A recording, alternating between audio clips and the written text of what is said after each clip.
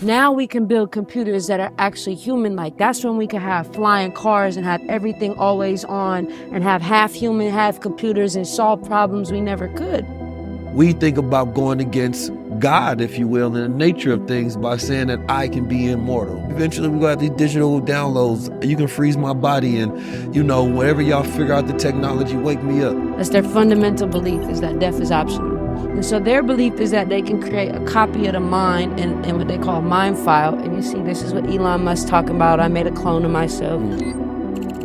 Does man even deserve the knowledge to create when the consequence of his creations is so ravenous? And so these companies are getting the power to play God without the accountability or responsibility to the people. To where you have to empower yourself with the knowledge to say, okay, how about we create some of this preventative technology to where we get to change things and create more order from the chaos? So I feel like some of these groups that are going to the other extreme with the naming and with the identity and receive my reality is real or I'm gonna force it on you, right? Are just copying what's been done to them. A lot of times progress is the enemy of peace. Peace is solace with things the way that they are, right? We all free, we good, I like where we at, and then somebody comes, nope, I want to build something that's gonna change everything.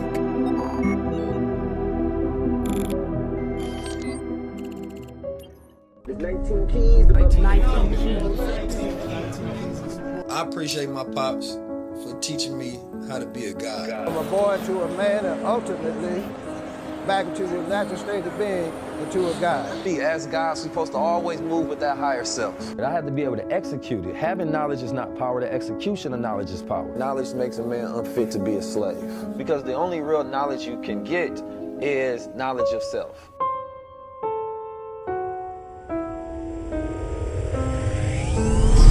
This is the highest level. The highest level is ownership. The highest level is power. The highest level is sovereignty. The highest level is higher consciousness. The highest level is when we own our own culture. Excellence at a very high level. Not eye level.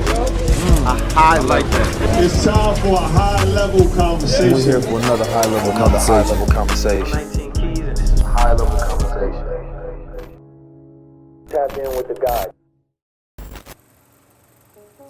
Peace, family. Welcome back to another high-level conversation.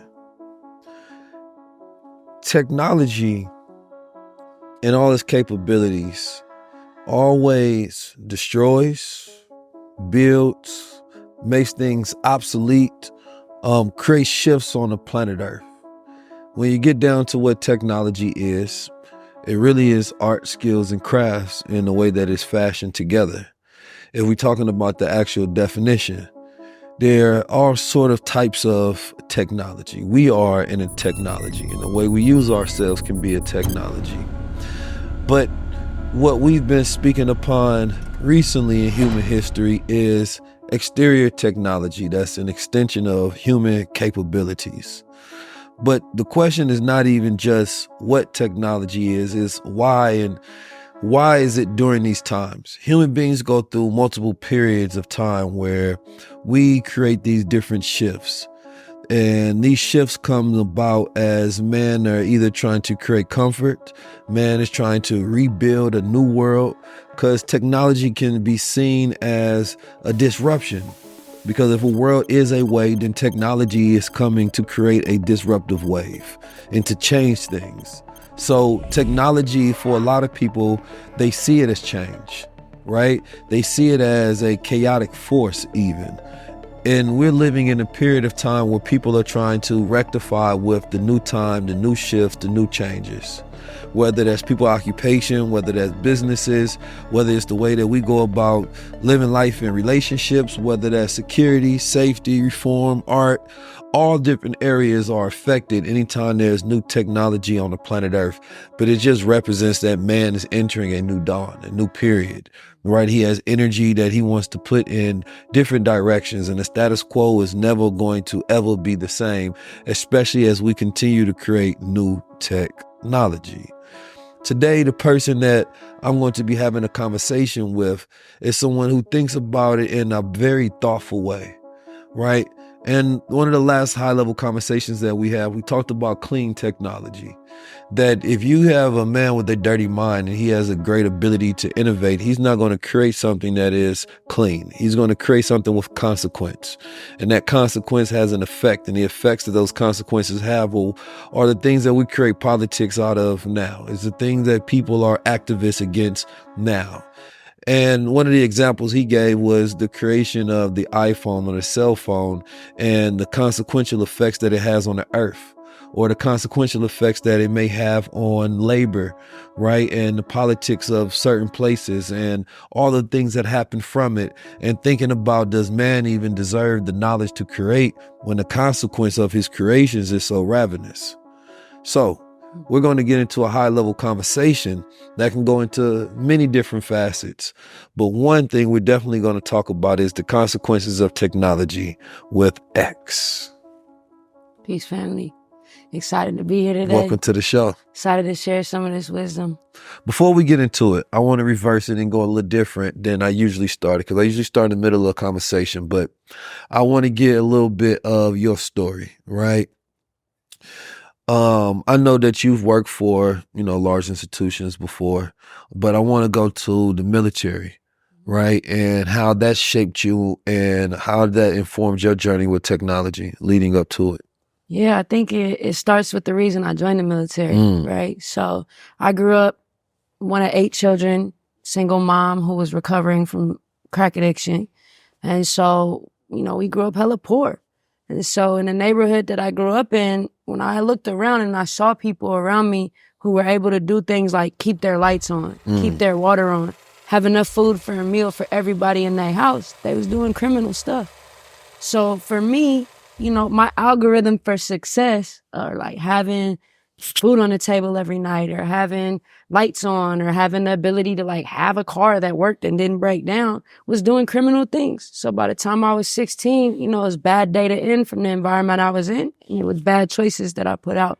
So I ended up in juvie, ended up facing 3 felonies and 27 years in jail. I got blessed. God had my back, ended up getting a deferment program. And so part of me trying to figure out what was next and sort of expand my imagination about what was possible was running away from everything that was in that old life. And so when I went to the military, I had older brothers that had already joined. And so I was like, maybe that will be how I get out and get my life together. And I had started to clean my life up. I was going to community college, doing good, got into UC Berkeley. And then one day in my computer, I had just got orders. It was like June 9th, 2012. They were like, June 30th, you're going to Afghanistan for 400 days. And I had no idea that I was going. It wasn't like my whole unit went. I was in the reserves, just me. And when I got out there, I ended up at the headquarters of all special operations for U.S., for ISAF, and for NATO forces. So the 2-star general I was working under ended up becoming the 4-star general over all special operations for the whole military. And so for me, that time in Afghanistan and what I saw did 2 things for me. One, it showed me the power of storytelling. When you work in those top secret cleared environments, you see how they get to decide what stories the public gets to hear. You see how they can hop on the phone with the New York Times and say, you can't run that story, it's national security, or you have to run it this way. Or they let stories run that they know are false. Right. Because then they got the proof, so at any point they could debunk it, but they want to go do something they don't want the media to pay attention to. So it really showed me the importance of storytelling, the stories we tell ourselves, and the way that stories we get fed are edited, and that the truth is always put in places that may be harder for us, especially as people of color, to reach. The second thing that I saw is the power of technology. I was touching artificial intelligence in 2012. Things that, commercially still aren't available. Yeah. They say, we're trying to get there. Like, how you trying to get to where we already were in 2012? Like, y'all haven't touched that. And so it really showed me that technology is the magic of our generation. Like, if they can use these tools to decide who lives and who dies in a war, and to even cover up the mistakes they made when they hurt innocent people, right? Then why can't it be used to make sure that kids like me have food on the table every night? Why can't it be used to make sure that people who come from where I come from have their imagination expanded and aren't locked into their physical reality about what they can and can't be in life? And so coming back, I just made it a personal mission that one, I was never going to work on no technologies like that for real again. Things that were being used to destroy communities who I have affinity with or who look like me or who represent my communities maybe in another country. And also just making sure that like everywhere that I went in life, I made sure to make sure that the information about the truth was accessible to as many people as possible, which is why I'm honored to be here today, because I know your platform does that. Absolutely. Thank you for that intro. That was very interesting. Because especially when you think about the military, and you think about military technology, and you think about a lot of innovations in America that happened because of the military. Our food technology, microwave technology is mostly thankful because of the military, right? And they become, everyday consumer retail products, right? But they were first used for military complex, right? Now, the military, of course, is, famously known for having all of these different technologies that never reach, right, the public's eye. And of course, they use it for weaponry, right? By the time it gets to the public, it's, watered down version of something that they feel is safe enough to give to the people or has already been embedded with whatever mechanisms of control that they want to have over it. I remember when I was doing my study and my research about the mad world, and it was mutually assured destruction, right? Basically saying that if we have the same technology, then we can destroy each other. But then it got to a point where the military continued to, innovate. And it was like, wait a minute, you got technology we don't have. This is not mutual anymore. And when I think about, let's say, artificial intelligence, you talked about, touching artificial intelligence in 2012, right? And at the time, they was talking about lasers and, WMDs and things of that nature. But in today's age, war looks different, right? And the weapons look different, right? So instead of a general, employing, missile or whatever it may be, he's going to be thinking about data, right? And he's going to be thinking about narratives, as you talked about. So what ways do you see are some of the most dangerous ways? First, let's start with, right? Because I always talk about the positive and beneficial use cases of technology. But what are some of the most dangerous ways you think technology can be utilized in military warfare? Some of the ways it's already being used, right? So you have this company, Palantir. And Palantir was that thing in Lord of the Rings that was like the all-seeing eye, right? And they've been around for a minute now, but they just went public a couple of years ago, so people are just now paying attention to them. But in the military, when you're trying to figure out how to manipulate people's perception, it's called PSYOP. Psychological operations is the job. And they do what's called an information operation, which is where first you have to go map out the information environment. So let's say you're a soldier in Afghanistan and there's a particular province like Hillman province that is, you're trying to figure out how to manipulate what the people think there, right? Because it's a contested area. They're not positive towards the U.S. They're not negative towards the Taliban. So you want to go in there and try to sway them one way or the other. First thing on the information operation you have to do is go map out the information environment, which entails everything from the physical reality to the social networks to who's an influential voice. So back in the day, that would be like, oh, what radio station are they listening to? What times are they listening to the most? Who's the most popular kid at the high school? So we could go pay him, or who's the imam in the community that has more political sway, even if they're not the main one. And so you would do this stuff manually. And then from there, you could plan out, your targeted mission operation. I forget what they called it. It's been years. But they called it your targeted information campaign. So then you'd figure out what you want them to say. And then you'd pick the channels you wanted to distribute it through. So I know that these high school students listen to the radio between 8 and 10 p.m.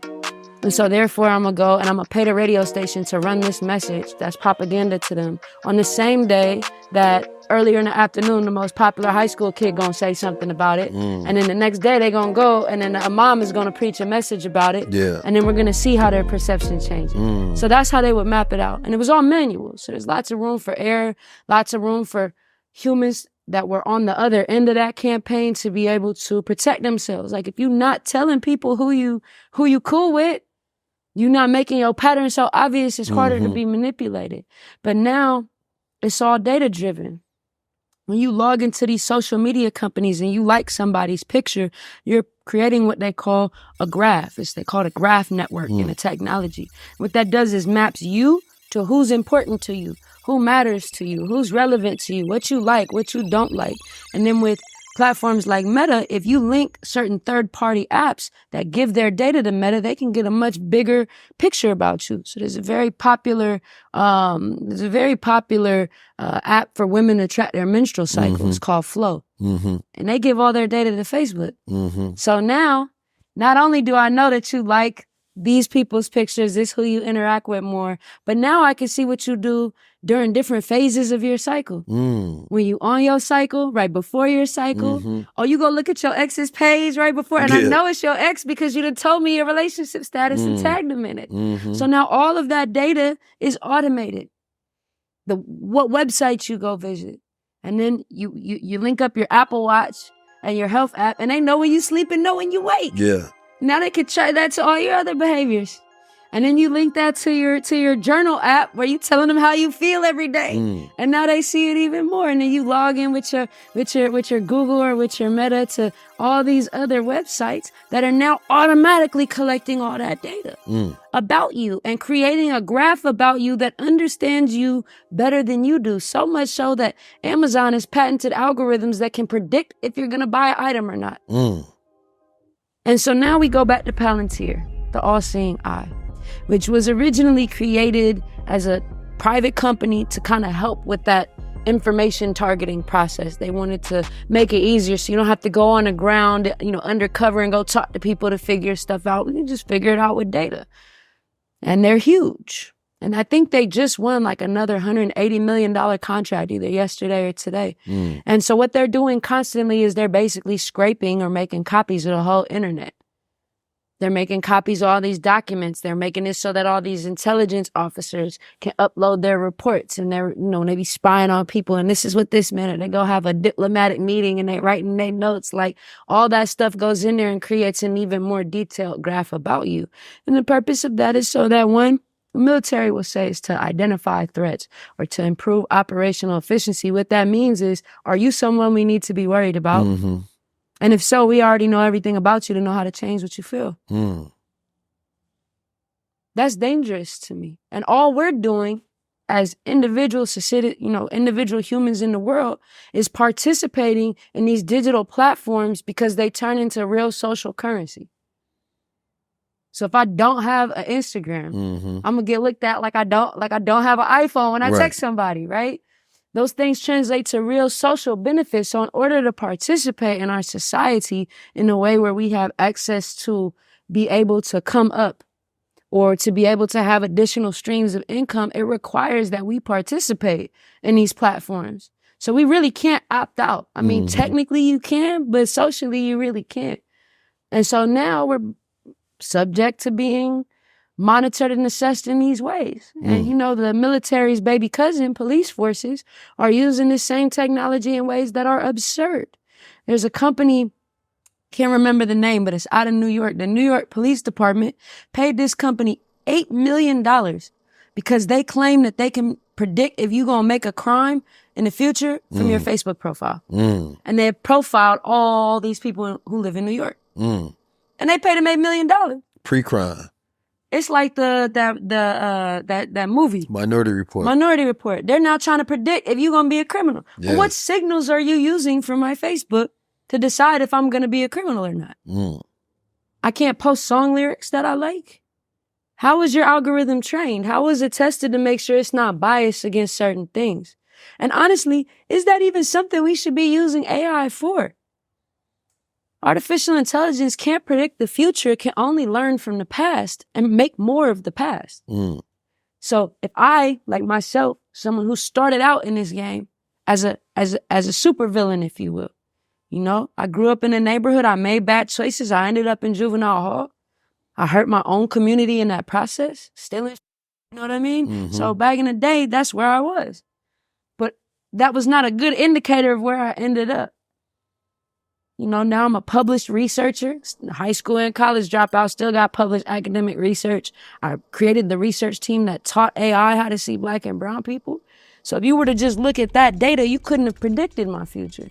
So how can a tech company that doesn't even understand the cultural nuances of our slang, let alone our affinity for certain music and our desire to repost it, how can they say that we've created an AI that can look at your past profile and predict if you're going to commit a crime in the future and then sell that technology?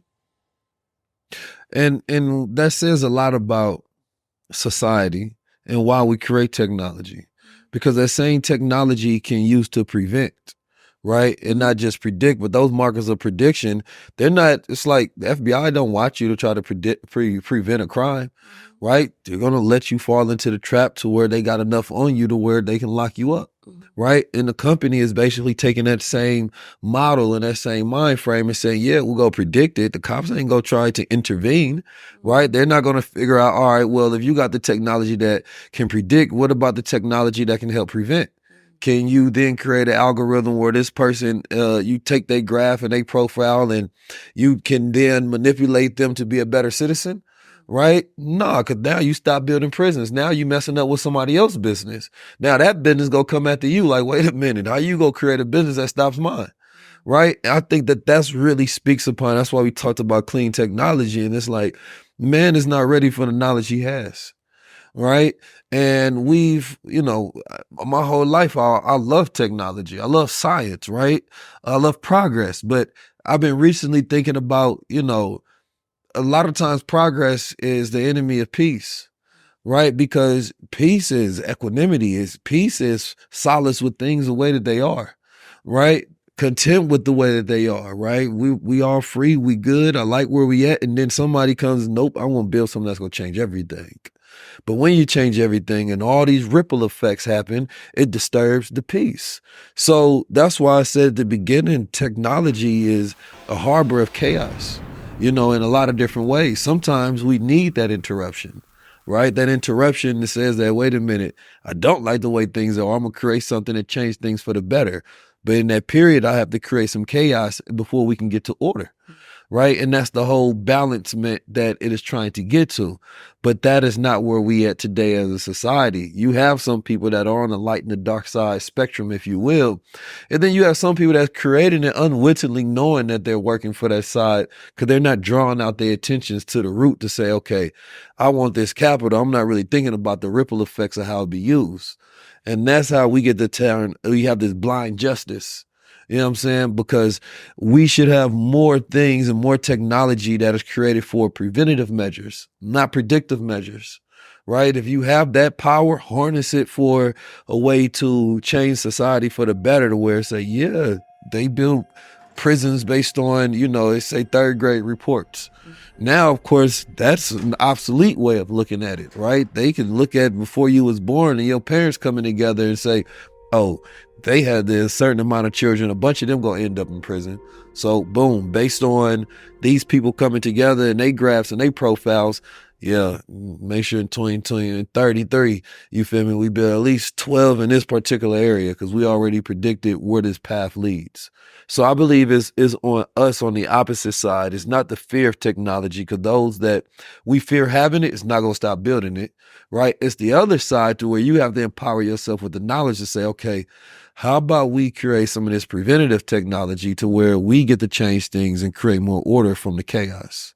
Information is everywhere.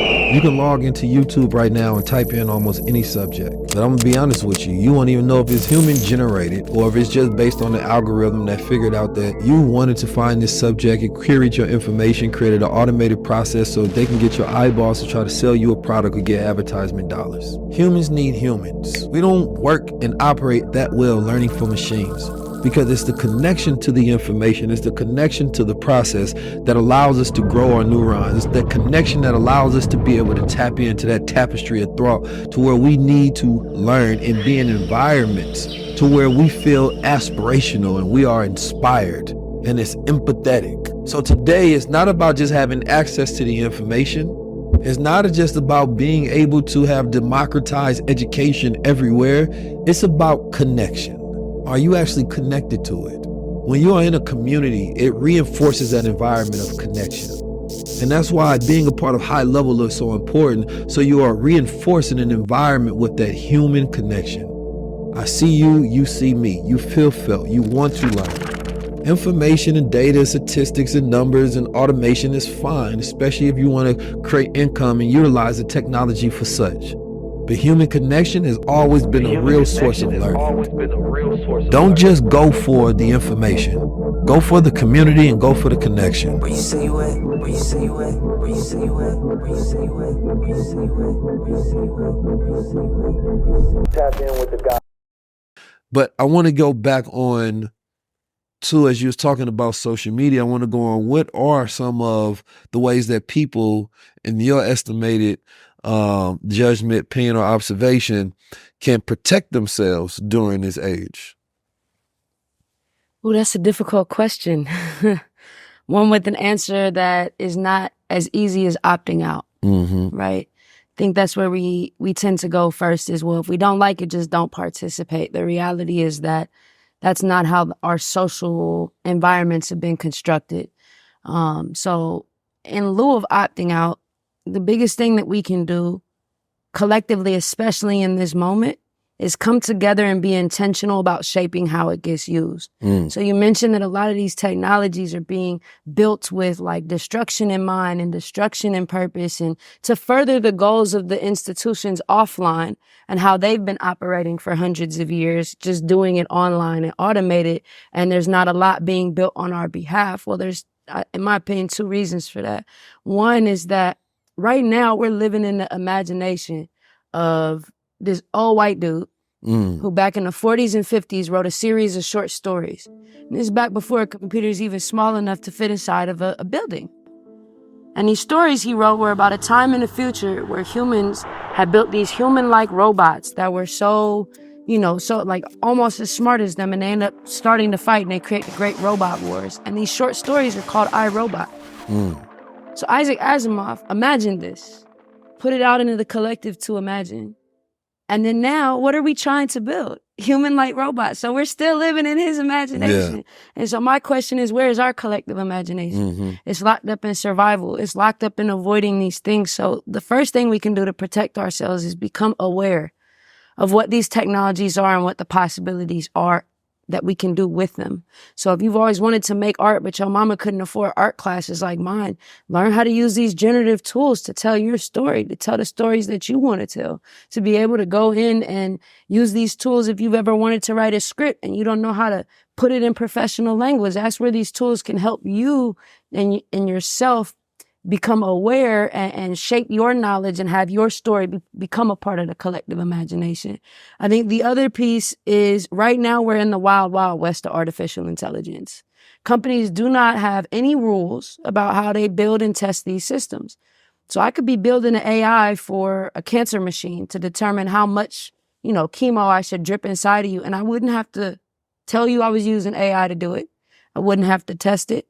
I wouldn't have to make sure it works well for different people from different backgrounds, ages, body sizes. And then if I mess up, I could just say, oops, well, that was my algorithm. It was the AI that made the mistake. It wasn't me. And we see that in a number of places right now that most people aren't aware of. You hear about like people using the generative AI to like make porn, or like you might hear like, oh, Google's image search results are biased, that type of thing. But like they're using AI in child protective services. So Illinois had done this study, I think 2013 to 2014 with this tool. It basically took in your case report. So you call in CPS, oh, this child's in danger. It takes it in. And then on a scale of like 0 to 100, how likely is this child to die? So like 0, they're not really at risk of being hurt. 100 is like they're absolutely going to die. So the state of Illinois did a study for a year with this technology, and it just didn't work. Like it said over 360 children were 100% going to die that weren't in danger. There were children that died that weren't flagged by the system. And even when you got up to like 70, 80%, which is like they're seriously at risk of being harmed, the kids weren't actually in danger, and they were all black and brown, the ones it was flagging. So Illinois was like, yo, we're not using this tool, it doesn't work. They cancel the contract. But 14 states in the US still use that because there's no rules. And we're not showing up to board meetings. We're not showing up to city council meetings where they're deciding to adopt this technology. We're not getting on some old government website that looks like eBay in 1994 trying to look at the contracts they got bids out for to see what they're doing. And so right now, laws are being made around this. And while I know that the policy lever has not always worked in our community's favor, we have a very unique opportunity right now to shape the way that those laws are formed. People listen when we get mad on social media about things. When the whole internet went crazy about the Taylor Swift AI porn thing, look what happened. They introduced 2 bills within a matter of days. AI has been an issue for a really long time. People are downloading that software and making like children, and then they say, oh, we can't get them in trouble because it's not a real kid. This has been something people in my circle have been trying to fight for, but can't get that mass push. So we have to understand the power of our collective voice and say, I don't want you using AI in policing. I don't want you using facial recognition without my permission at the airport. I don't want you using AI to try to predict if I'm going to commit a crime. Not only do they do that in the New York Police Department, they've been doing it in court systems too. They call it pretrial sentencing. So when you commit a crime, they go in, they have this questionnaire thing that they have you fill out that makes no sense. Like, I looked at the questions underneath it. The questions are like, did you grow up with both parents? Have you ever thought about committing a crime? Like, what does that have to do? Like, what? How many best friends do you have? Like, the questions on there are just the weirdest stuff. But they were using that to say this person is likely to commit a crime, and then it would spit out a recommended sentence. And it was biased. It's been biased. Most major court systems in the U.S. use it today. They got this other technology called predictive policing. They call it PredPol. It's interesting, like predators polling, right? But predictive policing. And it takes historical crime data, so how much crime has happened and where, and it's supposed to predict where crime is going to happen next to tell the cops where they should spend their time. So now the cops can say, we're not biased against your community. The data told us to go there because y'all had already policed our communities. There was a report that just came out that it don't work like 99% of the time, but that don't stop LAPD, Chicago PD, SFPD, NYPD from using it. And so I think in this moment in time to protect ourselves, the biggest thing that we have to do is, one, become aware of these technologies and the fact that this kind of stuff is happening so that we can collectively use our voice to shape rules around how it can and can't be used. Because we have more power now than we think to shape these systems. These companies are scared of our generations. They're scared of being held accountable, what they call cancel. They're scared of being held accountable. They know it affects their money. Look at how we hurting Kellogg right now. Look at how we hurting Starbucks and McDonald's right now. We have collective power in a way that maybe economically we haven't had in past generations. So it's on us to make sure that we're shaping the rules and shaping the imagination about what's possible and not being subject to responding to what someone else's imagination shapes. And we owe that to these next generations coming up. Speaking on the next generation, let's say children, right? Because you spoke on children already. But I think, we talk about technology, right? Of course, we see the giant companies getting in trouble because of the harm that social media has on the mind of the youth.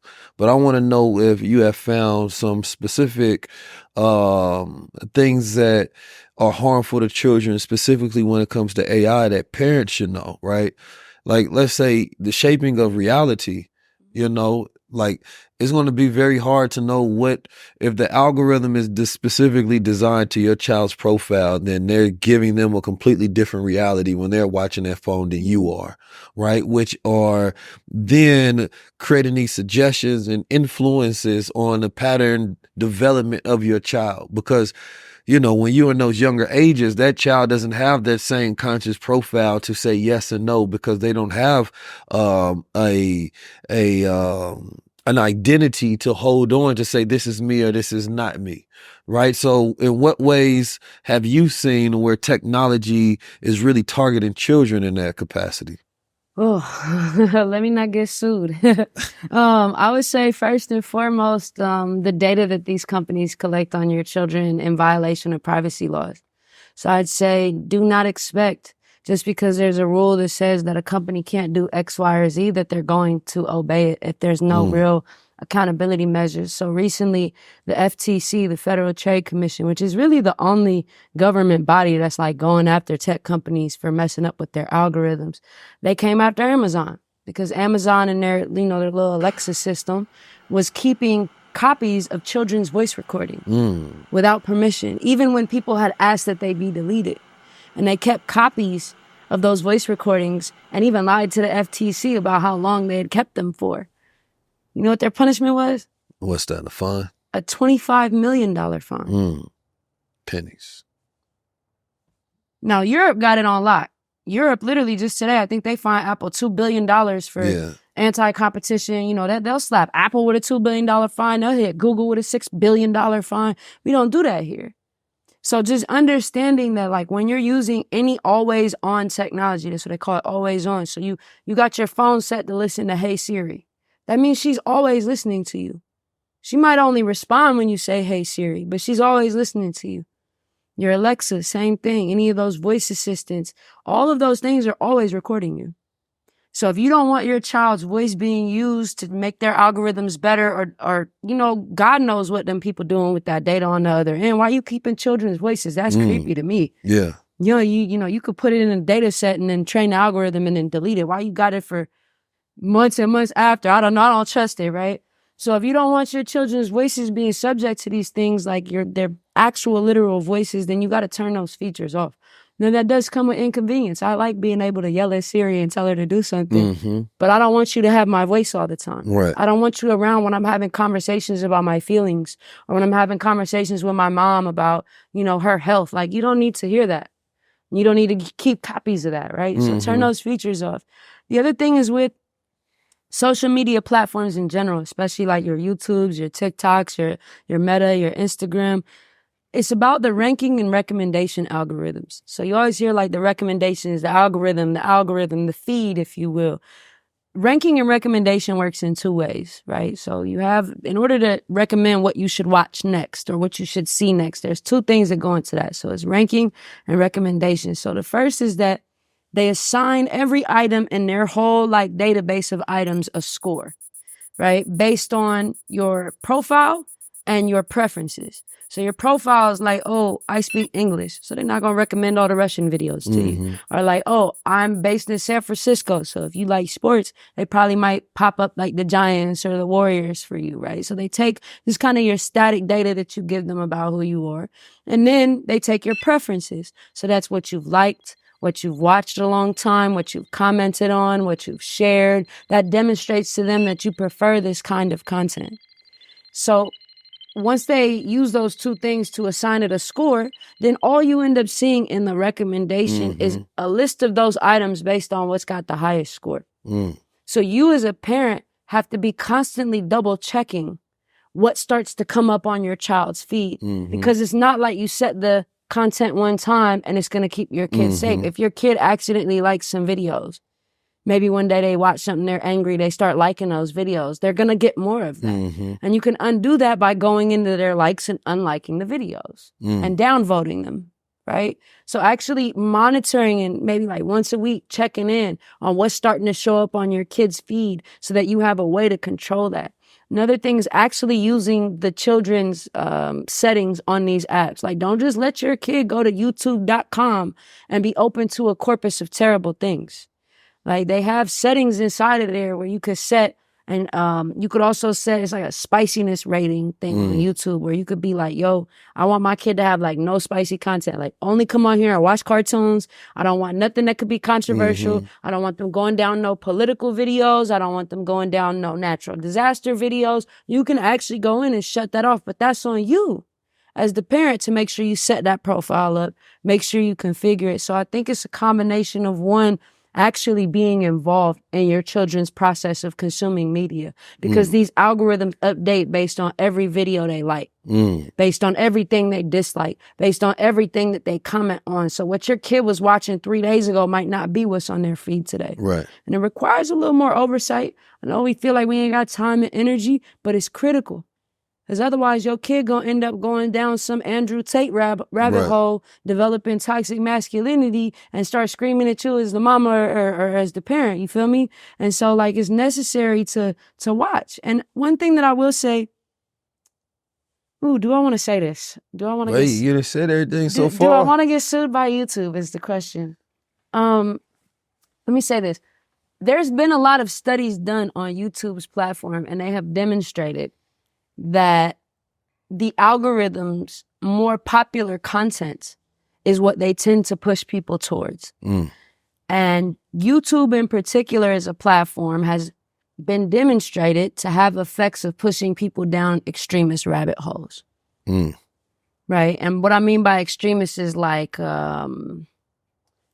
ideology that is reflected to like white power, white nationality, like what's the word? Like Nazism. That it pushes people down those rabbit holes because that's some of their most popular content. And so you really have to step in and be careful to make sure that your children don't go down these rabbit holes because the recommendation algorithm is popping up things on their feed that are out of alignment with your morals.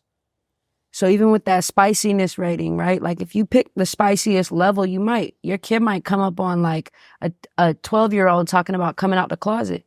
If that's not something, I mean, I'm queer, but if that's something you don't want your kid exposed to, you need to go in and turn that off. You need to step up and say, I'm going to play an active role in what my child consumes. Yeah, I think that is a high level of danger that exists, is the impressionability that in the malleable mind of the child and how much that algorithm is really shaping your child identity, right? And then putting them in a silo of things to reinforce that identity before they even understand it, right? I remember when we was younger and on the internet, you will always have like these ads just on random internet pages, right? They'd just be on the side and just pop up and you would have to constantly click the X and it'll still keep popping up. And eventually as a child, you go click, whether it's on accident or it's on purpose, right? Now the algorithms is way smarter, right? So they've gotten all these people addicted to porn and maybe these people are saying, yo, I want to be disciplined and get it out of it. Then algorithm like, nope, ain't gonna be that easy. Right? Then the breasts pop back up. They used to have like the little cartoon breasts back in the day. I don't know what they have now. I feel like I don't go to like random web pages, so that don't pop up on the side anymore. But I'm sure like those things still exist in way smarter and intelligent ways. Right? And as a parent, you think you know what's going on in your household, but you don't. That time they spend with the phone is as dangerous as the time that they can spend with bad influences at the school, right? Or in the streets, right? Or it could be even worse. So you really have to think about what are the new dangers, right? And create those barriers and have that thoughtfulness. I think we really have to really reevaluate our relationship with technology and all the levers that we have to put on to make sure that we can interact with this so that we have access to, right, modern day technology, but at the same time, it's not having such a effect on our humanity, right? Technology shouldn't be the third influence in your house, right? We live in a godless world. So God at this point in time in America is not the head of the household, right? Right now, a lot of it is technology. Right? It has replaced God. And when you don't want to talk to the kid, you on your phone. Kid don't want to talk to you, they on their phone, right? They're getting their worlds from here. And so you literally become worlds apart inside the same house. This is now algorithms of corporations that are now trying to get an end goal of getting you to buy a product, but they're unleashing an AI that they don't even understand that's figuring out a way to get this done. Because it's biohacking the psychology of you and the rest of your family, right? And it's ways that I feel like we probably will never understand that AI has taken a part in and technology has had a place in. When we think about some of the violent acts in the world, right? We can't follow that thread to be like, all right, would this have happened if this person didn't have this I don't want to say a branded device, right, from one of these companies, but whatever it may be, we don't really think about that influence of technology and the negative impacts it has on the world. And it'll be like, maybe that wouldn't have happened if they didn't have this app or if they didn't have that device. You can't even follow that thread, right? And there's not too many people that are going to go and investigate that to even figure that out. And there's not even laws on there that can even hold people accountable if they did figure it out. So there's no incentive for nobody to investigate, right? And it's not unless it gets so bad. Let's say if there happened to be a school shooting that happened because literally it was influenced by an AI, right? Literally, and they was able to go, then I'm not sure what it's called when they do like, they got the FBI unit for cyber crimes, right? So they do, it's like they go behind the scenes and they look at the fingerprints of everything and they able to track it. Root cause analysis. Yeah. So imagine in the future, like that has to, at some point in time, that's going to have to be a real big thing to really figure out like how much of the influence of this crime has been impacted by AI, right? And going back to the root of that and saying that, nah, this wasn't some crazy extremist group they was a part of. This was this world that was built by AI that they was a part of that led them right unto these actions, understanding them. And for whatever reward or for whatever system, because a lot of these companies all come out and proclaim to say, actually, we don't really know how AI works, right? Because when AI is in there doing this thing, you can't see it, right? And so as it's getting better at tasks, you don't really care. Your end result is getting done, right? But that doesn't mean you can reverse engineer. NVIDIA, biggest company in the world, AI is building AI. Right? So now the biggest company in the world is literally built by AI. And it is running the processing power of all the AI, but at the same time, it is creating the demand for its need. Right? And I don't think we even think if we was to draw out and really think about what's going on in the world right now, right? We see it had the biggest single day leap. And this is literally basically a company that's being ran by AI with a figurehead as a CEO. That's the kind of way I'm looking at it at these points in time, because they can't cut it off or stop it if they want to. They could. I mean, they can, but I mean, because they're driven, well, because they're driven by profit, you can't cut it off because then you don't have a business. It's true. Once you get to $1 trillion, you got to keep getting more trillions. Otherwise, you can't satisfy the stockholders. $1 billion ain't enough, right? They have earnings and they say, yo, we be earnings by 5%, man. We did 50 billion. They like, that's nice, but NVIDIA did 100 billion. So the people that's in the stock say, we'd rather go invest with them because our money is going to get a higher return. So it incentivizes this greed, right? And then so they're going to do more dangerous things to keep up with that. Because if they don't, their net worth is connected to it as well. And then they lose everything. So you become a slave of the system itself. And now instead of you really running things, you're just a part of it. And also on top of that, if you're a director or above at a publicly traded company that's on the stock market, you have what's called fiduciary duty, which means you are legally and personally liable for making the company money. So if they want to make a decision to build an AI that's preventative, but that ain't going to drive profit, they literally can't make those decisions. And I saw that a lot when I was inside of different companies where I'd say, hey, this algorithm is being hurtful and biased towards Native Americans. Can we fix it? Now I remember this one vice president literally said to me, I am not going to be liable if I give you $1 million to go fix that problem when Native Americans are 2% of the U.S. population and will never significantly contribute to user growth, when I could give that same $1 million to Latino Americans for a study and it's going to return us more money. I am legally bound to do what's going to make us more money, right? And so on top of just the pressure of where the stockholders go, there's also the legal responsibility of your middle managers and up to make money. So when you got these big companies out here dropping AI talking about, oh, we got an image generator, or oh, we got a new AI that can make raps for you, or whatever new tool that they're trying to drop, they're not testing those things for fairness if they're not forced to. They're not seeing how well they work for us in our community if they're not forced to. Because legally, why would they slow themselves down when they themselves as an individual could be held accountable It's a criminally? for-profit company. And so let's get into a little bit with the whole open AI thing, right? Currently, Elon Musk is so-called suing them, right? And he say, well, if y'all change it to close AI, I won't sue you, right? But his thing, and the guy was saying that Sam Altman was saying you only put in 40 million, even though only is always most people look at that 40 million as substantial, but this is $1 billion company at this point. But the whole idea, so-called, was that it was supposed to be open and it was supposed to be essentially a for good company. But he was like, in the emails, bro, you know what we was gonna do.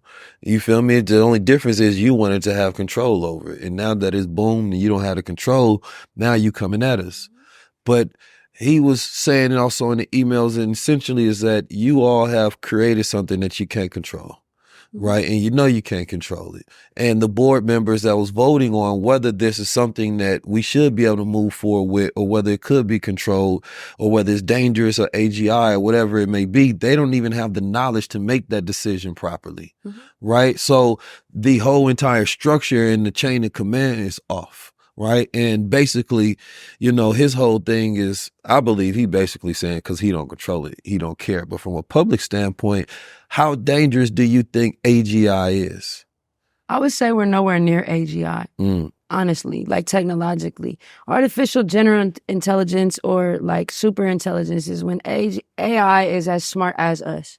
The reality is we don't know how the human brain works. We're still figuring out that this system doesn't mean what we thought us poking and prodding with electricity means that it means. We still don't know how the nose works, how the olfactory system in the brain processes smell. So in order to have an AI that's at that level, we have to have that knowledge first. And I personally believe a lot of that knowledge is spiritual. It's not something that you can get from poking and prodding and figuring out. And so that's where you see Mark Zuckerberg drop $500 million into a research center at Harvard that's in a rush to map out the human brain and how to figure it out. They're trying to get there. But because we as the public trust these tech leaders with whatever they say is going to happen next, and we believe it. When you look at a large language model, so your ChatGPT, your Claude, your Gemini or Bard, whatever they're calling it now, all of those things are basically big parrots. They're not intelligent systems. They can't go read your database and figure stuff out. They are math problems.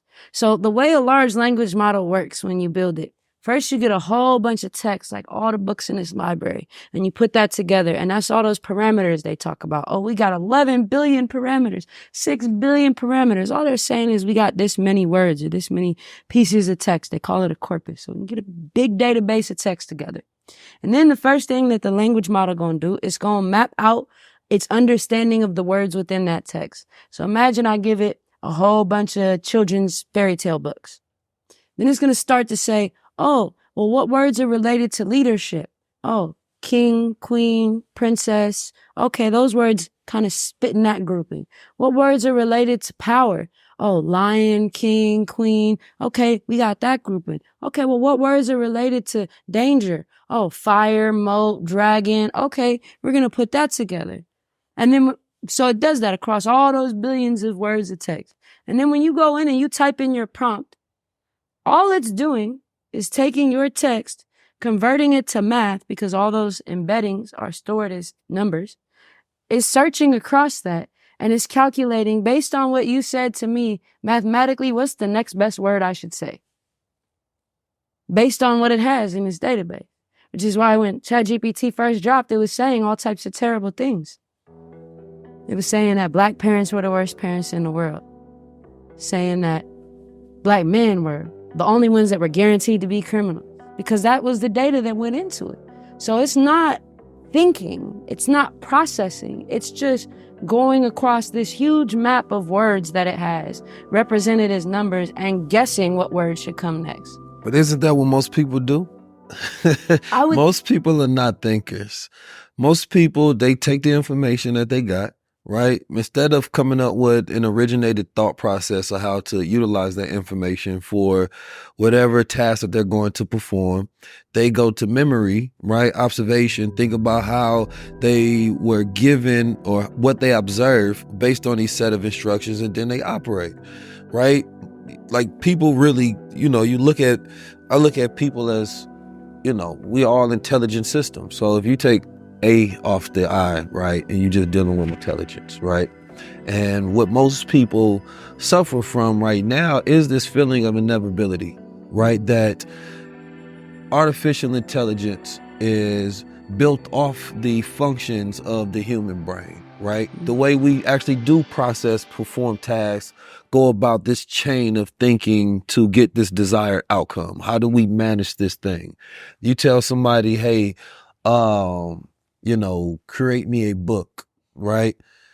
Now, the average person would be like, okay, well, if you have knowledge and you went to school on how to create a book, maybe you're a writer. Maybe that's about as much as the task that you can do. I know how to put together these words in a way and specifically write in a style, not all styles in the world, because you're not trained on everything. Most human beings are only trained on a limited set of information and knowledge that they can perform at efficiently if given a task to then draw from that information. So you can't never hire one person to do everything. Some people are more like AGI, where they like, not only I can write it, I can get the book, I can market it, I can brand it for you, I can come up with other ideas, right? I can go get other people involved in it. I can come up with some new creator, like they thinkers, right? So when I think about it, there's the degrees and levels of intelligence in society, right? And you would have to then put a certain segment of society in a percentage of population, right? To where they like ChatGPT 1. You feel me? Like, yeah, sometimes they good, sometimes they have illusions. They be saying stuff that don't make sense, right? They went to school, they remembered a bunch of stuff, and they can say it and it sounds good, but they can't really think. They have to be told again what the next thing to do. Then you have some people that are upgraded with models. They got a degree, they have a specific niche, just like a doctor, right? That doctor can go and perform tasks, but he's still limited based on what he knows at the moment. Right? Like a lawyer then go get that information enough to pass that bar, remember literally just words, but then the ability to articulate it, put it into a structure of strategy to where they can win in court is different. But then that lawyer still has to constantly get upgrades, right? By constantly going to the law books, right? For a specific task that it is about to perform. So human beings, to me, right, are just like these AIs, because the AI is built off these human beings. So it's not, to me, just saying whether AI has surpassed humanity, it's what percentage of humanity has it surpassed, right? Because there are some people whose education are very low, right? And that's why you give them tasks that's not required too much analytical skill or thinking, abductive or deductive reasoning, because you know that they don't have that high level capability. So those, and then you have, which is interesting because they say, well, those are not the people whose jobs we're going for. We're going for the people who are the thinkers, though. Because if you're a lawyer, right, then, and if I create a model that is then trained to do the task of thinking, right, which is remembering of numbers, sorting, ordering of these tasks, your job is the one I'm coming for, right? So, if I'm going to build a $1 billion machine, the first jobs I'm not going to try to replace is, right, the lower jobs. I'm going to try to replace the ones that's more expensive so I can increase efficiencies and effectiveness. So I don't look at it as an AGI as, being supreme over all humanity. Is what percentage of humanity, right? Is it 50%, 60%, 70%? Then you have the creative intelligence. Now that's completely different. Right? If we're going about creative intelligence, it's not so much as programming a thing. Now that's when I feel like there's parroting and mimicking. So I think that with your example, because I like that thinking of like it's different levels and how we operate with each other. The challenge is with each individual, we have a say over what goes into our training data. I could choose to go pick up a book in the library and expand. I choose what TV I watch. I can choose which conversations I have with which elders in my life to be able to shape and inform my output and what I parrot from. With these large systems that these companies are building, there's not that level of intention or independence in shaping the actual machine itself. So the first thing that they do is they just go scrape a whole bunch of data off the internet. Conversation history. Well, the first question I ask is, who's had access to the internet for 20 years? It wasn't my community. Who was on and who was online in those forums, and what were they saying? Because even when I got access to the internet, it was like to go on MySpace and like make a cat background and put a video on it. I wasn't having long text discussions in threads. And the people who were on sites like 4chan. They were on forums that were like white supremacist forums, people who wanted to go and put their opinions online and have their identity hidden. So even then you think about who's been on the internet for super long, like parts of Africa are just now getting 3G and 4G. So they're not being represented inside of the data that's going in to teach it how to think about the world.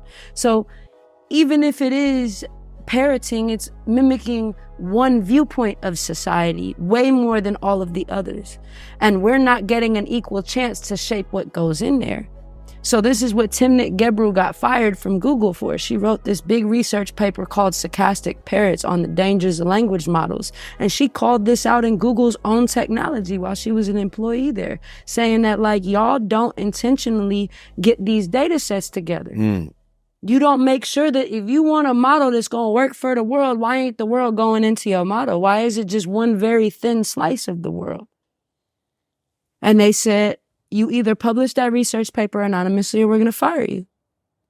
And she said, I need to rethink this. And they said, okay, bet. They just fired her, cut her off, kicked her out of the system. First black woman ever to get a PhD in computer science from Stanford. And then they tried to dog the paper out. They tried to dog her out for publishing it. And she's gone on to create her own research. And so I think this goes on to be a bigger problem that we find with all AI, is that on a theoretical level, it could be used to represent humanity. But on a power imbalance level, the people who are designing these systems, whose data goes into these systems, are not us.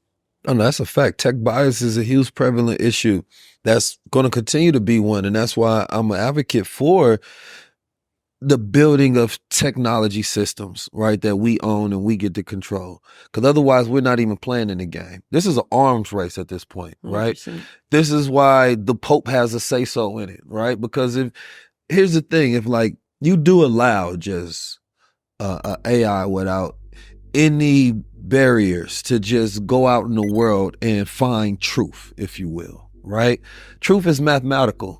It's going to have to come down to this logical pattern that it finds, right? And it's not going to be based on the bias. And if it wasn't built based on the biases of, right, its owner, and you would ask it questions, then it will give you very calculated answers based on these patterns of logic that it finds, right? So if you then would be like, all right, what did the Anunnaki look like, right? Now, it wouldn't care about whose feelings it hurt and how much information has been presented in the wrong manner. It's going to scrape all of that and say, okay, well, based on the earliest information was submitted, based on the predictions, the observations, who was there around that time, this is what the evidence we have of what they look like. Now, the danger of that is training on the methods, right? Because it gets harder and harder to draw out whether it's doing something truthfully based on the methods that it's trained on. And that's why if you wanted to be non-biased, right, it would have to have access to multiple methods so it can constantly do like these double-blind studies to make sure that its own methods are not biased inherently. And that's not something that we given enough thoughtfulness towards, because we can recorrect history, right? And if we really cared, there's the fight of the Florida school and the curriculum, and eventually that won't matter, right? It gets to a point where we get to rewrite all of that and rewash history and take the stains that they put off of it. And now you see the true colors, right? That's something that I'm excited about, because we can go to Egypt and we can show it what it really looked like during that time, to where a person doesn't have to imagine it from the false makings of some paleontologists who decided to say that, oh, they use black skin because or they use the color dye of black because it represented some royalty, but not the actual melanin. And it's like, come on, bro. Why are we even listening to you in the first place? Like they just made that up, bro. Come on. And a bunch of other people. It was a tan. Yeah, everybody else was listening and talking about some, that about makes sense. That about makes sense. I think that's part of our task, right? Like our ancestors had to give up physical safety for generational safety. Like my grandmother was marching, being fire hose so that she could piss in the same bathroom as a white woman, right? And so our trade-off is our psychological safety for generational safety. Do I want to get on Instagram and do the da-da-da and be liked? Or do I want to get on Instagram and be liked with intention and with purpose and through spreading knowledge and through building awareness so that more people can come into shaping these systems and how they're designed? And I feel like that's our task of our generation so that the next generation don't got to trade off. They could just be out here building on top of these tools. So, one thing I'll say is that those types of AIs, we have to build ourselves because they heavily edit these AI systems. So when an AI gets so big, right, they always say it's a black box. It's a black box. They got the tools and they give them away for free. They're just not required to turn them on, to understand like what it learns, how it learns, and engineer it. They use it when they need to, when there's a bad media, like, oh, something did something it wasn't supposed to. Then they turn those tools on, but, they don't normally turn them on. But like, when your algorithm gets so big, so you're talking about multiple billion parameter language models, and you're about something like Google image search that's been trained for 20 years, and most of those days has got billions of searches, right? There comes a point where to fix it, you'd have to just straight up rebuild it. When like there's so many of these associations that have been made, you would literally have to just say, scrap this. It doesn't work. We have to start over from scratch. And these companies aren't going to do that. Nah. So what they do is called post-processing fairness, or what's called fairness gerrymandering, where instead of actually fixing the problems in the algorithm because it's too big or they're too lazy, what they do is they edit the results that you get to see. So that in ChatGPT, that looks like when you ask it something, it says, sorry, I'm not a doctor. I can't answer that. I'm a language model that's trained. It's not actually trained to say that. They're watching the questions you ask and deciding if it's going to answer it or not. Because it could answer it. It could have, that data inside of it, but they don't want you to see that. Just like when you saw with Gemini, when it was like, can I generate a thing of a white family? And it's like, sorry, I can't do that. And then it was making black Nazis like, it was all messed up. Gemini was wild. Right? But they can edit the results of what you see. So if we want things that are unfiltered for our communities, we have to build them because they will edit that out. Yeah. Well, the Anunnaki is a fictional story about this. And some people saying it's a conspiracy thing, like it's going to generate stuff that still perpetuates narratives that are not our own. Right. I think that it's funny because interacting with it, you really get to see how much of society is controlled, right? On what's accepted and what's not, right? What's considered to be pseudo and what's considered to be true, right? Evidence and fact-based. What's considered to be occult and what's considered to be accepted Abrahamic religion, right? And you see these parameters that's set on society in the same way. Right? If you say something that's outside the box of acceptable politics, right, then it cannot be entered, right? You're blackballed, demonetized, deplatformed, right? Or you're just not given another opportunity to say that again.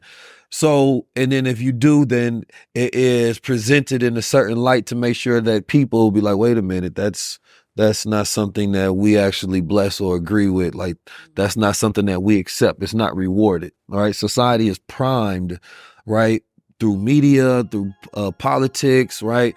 Through corporatism, all these different ways to put parameters on us to make sure that we view the world in this box, right? You view religion from this box, spirituality, you view earth from this box, you view society, you view spirituality, occultism, all from these parameters that we have set. Anything outside that, we don't agree upon, right? And then this is why there's and aspects of society that is shunned because they're like the people that go on the chat GPTs and asking questions that they're not supposed to be getting answers for, right? There's the people that say, well, this is not an accepted, agreed upon, established history. So I may tell you the story, but we're going to put this label on it first to make sure you know that this is not real, right? And so this is a control mechanism that the world has been going through based on who gets to control it.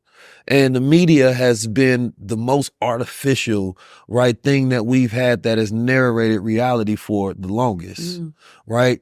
And I think that that's what this generation is about. It's the new way that we're using the technology of our minds is creating chaos again because we don't like the order of things. So we say, wait a minute, I don't like this. I don't like the stories you told. Even the fact that the Anunnakis are even talked about so much during this time when all the historians, the scholars, our teachers, all of them knew about this. They never told us about what was going on in Iran and Iraq back in the days, right? We don't get no stories. We get modern names for things, right? They're not even trying to connect the dots because it tells a different story if you do. We get the Egyptians, we don't get the Anunnaki, right? And all of this is done so that it points you towards these paths of what we consider to be acceptable. And why? Because we know how to control you, because we have so much data on how to control the people if they are in these boxes. But not if they start operating over here. Now that's a whole new societal structure that we have to build, right? And that's where it becomes dangerous, and that's where I exist. You know what I'm talking about? I'm always asking the questions. They say, oh, no, you ain't supposed to get those answers. I'm going to figure out a way to get it. Don't worry about it. You're not going to trick me. Or build your own thing, right? And that's the beauty of the time that we living in is that radical imagination, right, gets to actually be executed. Right?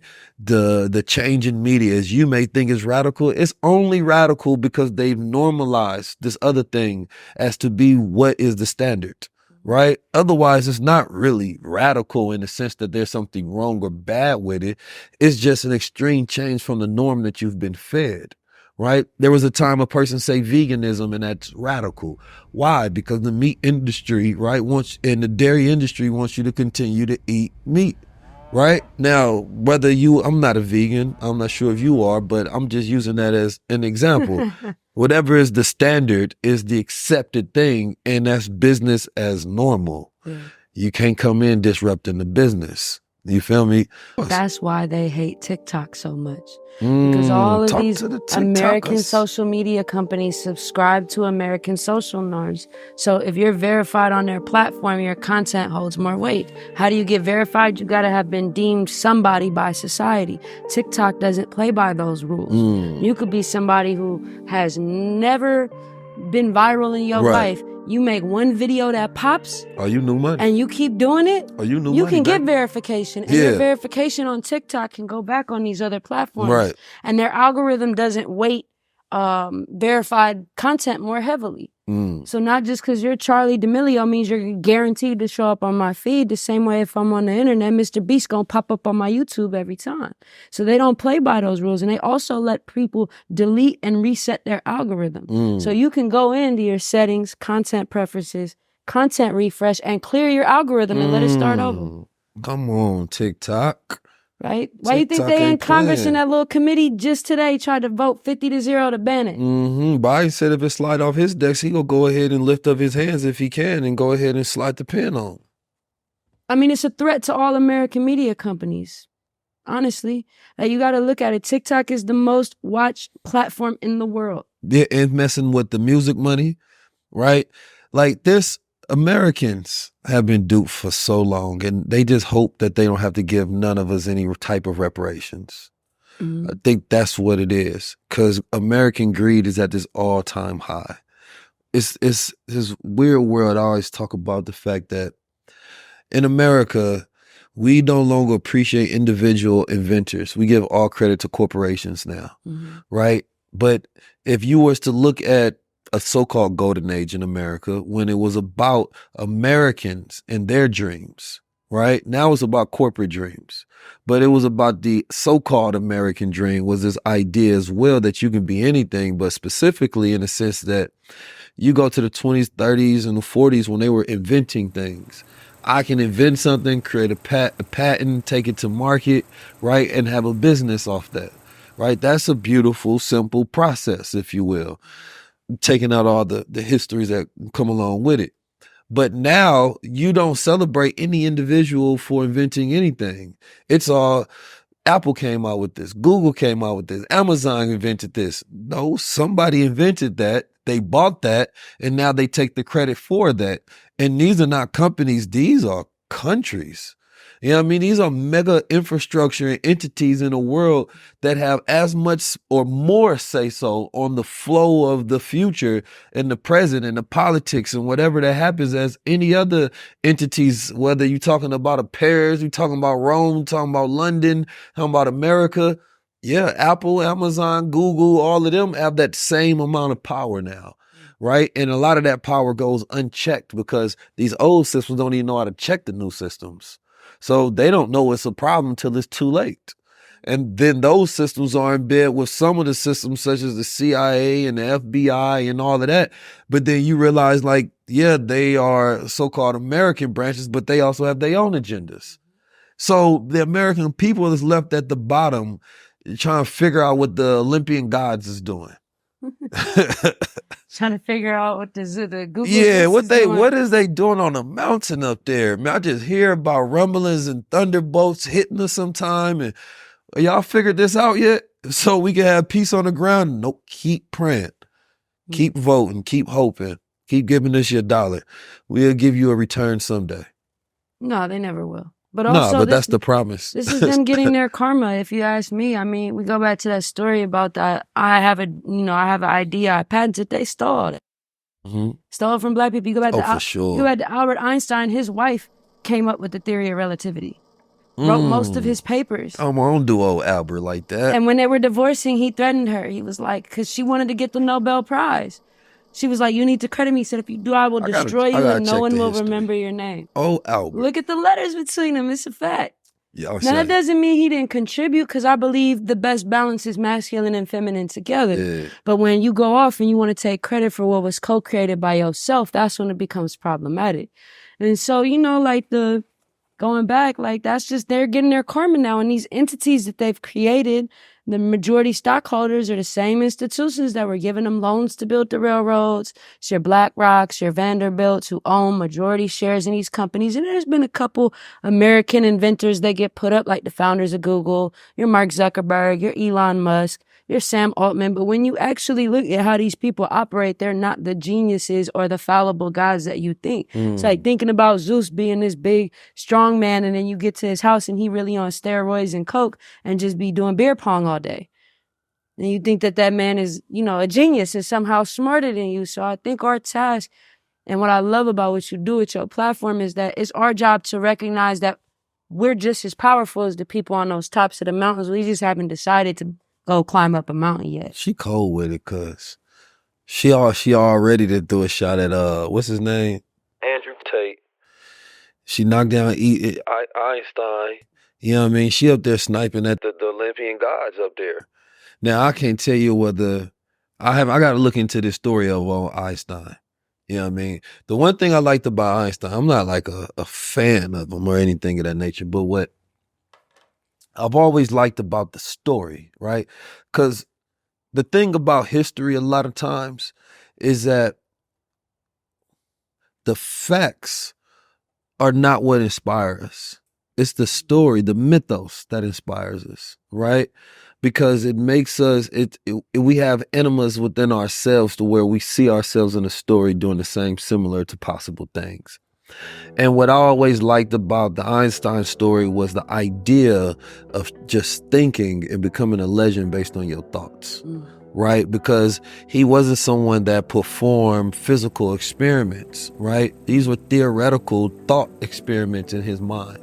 And what it made me think about was how the average person can be a genius without the metrics of validation.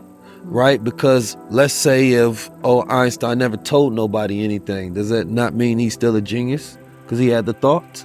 So I always thought about it in that way, that I can be as great as somebody who may be validated by the world because they may have published a paper or did this thing. But that doesn't mean that I didn't have the same thought and came to that same culmination of thought on my own, which to me puts me in that same equal setting and standard.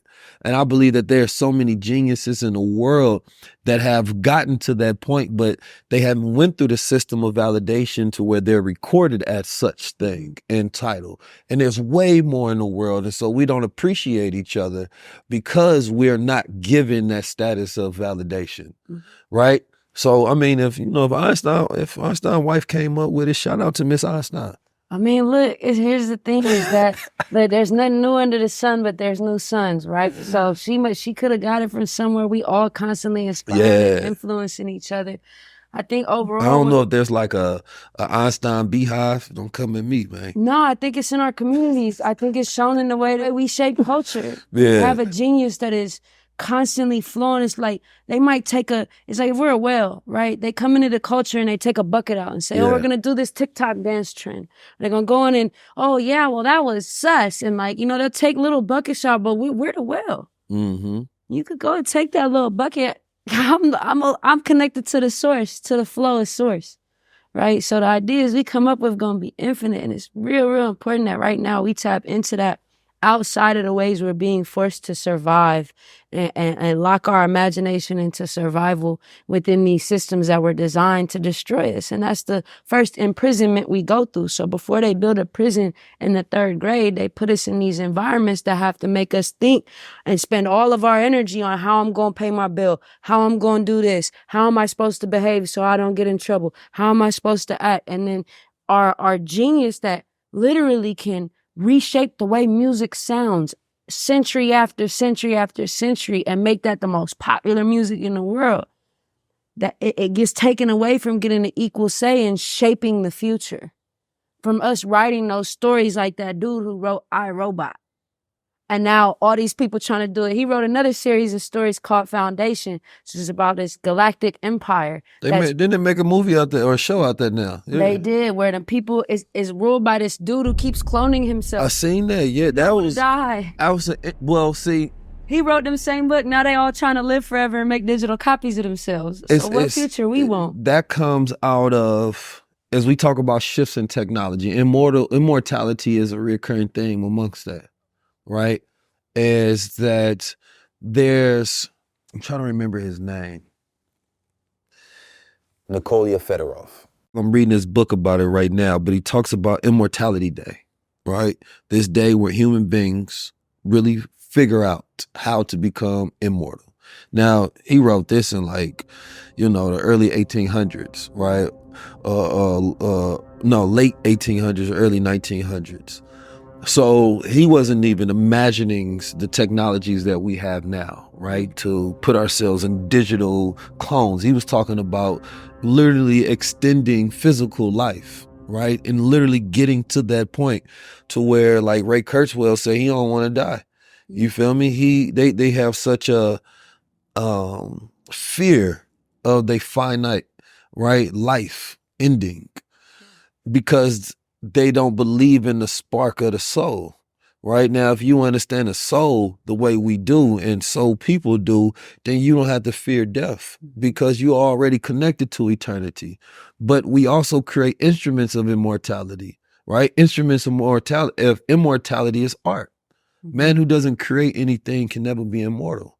So when you don't do anything of consequence, of course you fear mortality, right?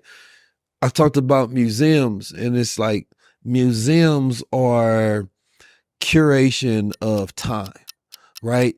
They take art and they encase it and they put it in this space that it can exist over time for people at different points in time to be able to view it. It doesn't matter what's going on in the future. It doesn't matter what's happening now. We saying, look, we're going to take this thing, we're going to set it here. Now, in 100 years, somebody else can experience it the same way that people of now are experiencing it, right? If we use our ability to create technology, to curate things for people in the future, to send messages across time, then we become immortal because the act of our energy is constantly having an effect. That, to me, is the way I think about immortality. So as we go through revolutions of shifts, paradigms, individuality, we think about going against governmental structures, right? We think about going against God, if you will, and the nature of things by saying that I can be immortal, right? So that goes into transhumanism, right? That goes into people believing, look, eventually we're going to have these digital downloads. You can freeze my body and, whenever y'all figure out the technology, wake me up. You know what I'm saying? But we don't really think about the consequence of the soul. Maybe the soul was only meant for this time. right? And if you wake that soul up in another time, it will suffer. Right. And you have to really understand that. And that's why some people be like, yo, I got an old soul. I don't really like the times I'm living in. So how would you know your soul will be more comfortable at a future time? Or would your soul even be there? Is also the question. You're talking about a digital download. So there's two fields. You got longevity research, which is the bio stuff to like slow down death biologically. So like Google has a company most people don't know about called Calico, which is a whole research firm that's doing it. Like Meta has one. All they're doing is like, how do we reverse aging with pills and with drugs? And then you have the folks who are on the digital side. So that's like your Terrasim Foundation, which is run by Martine Rothblatt, who is the co-founder of SiriusXM, who like built Bina 48. So Bina Rothblatt is the other person over Terrasim. They have this charter that says death is optional. That's their fundamental belief, is that death is optional. And so their belief is that they can create a copy of the mind and what they call a mind file. And you see, this is what Elon Musk talking about. I made a clone of myself. That you could somehow capture the essence of a person through their words, through their voice, keep a copy of their DNA on file in case we can ever regenerate the body. But somehow what we communicate through words is the essence of who we are. And then it could create a personality of you good enough so that when we make a body, a cybernetic body, we could download you back in. Is that downloaded thing a person?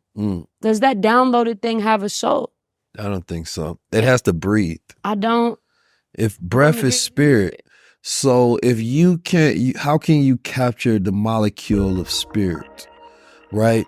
But when they created psychology, it's because they didn't believe in spirituality.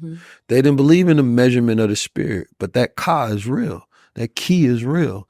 That chi is real, right? We live so much in a Western thought that we completely just forget about Eastern thought, right? The way we go about utilizing external medicines instead of internal medicines, right? The way we think about the world from a Western perspective. And as you talked about, like most of that data set that we live from is from a Western world perspective.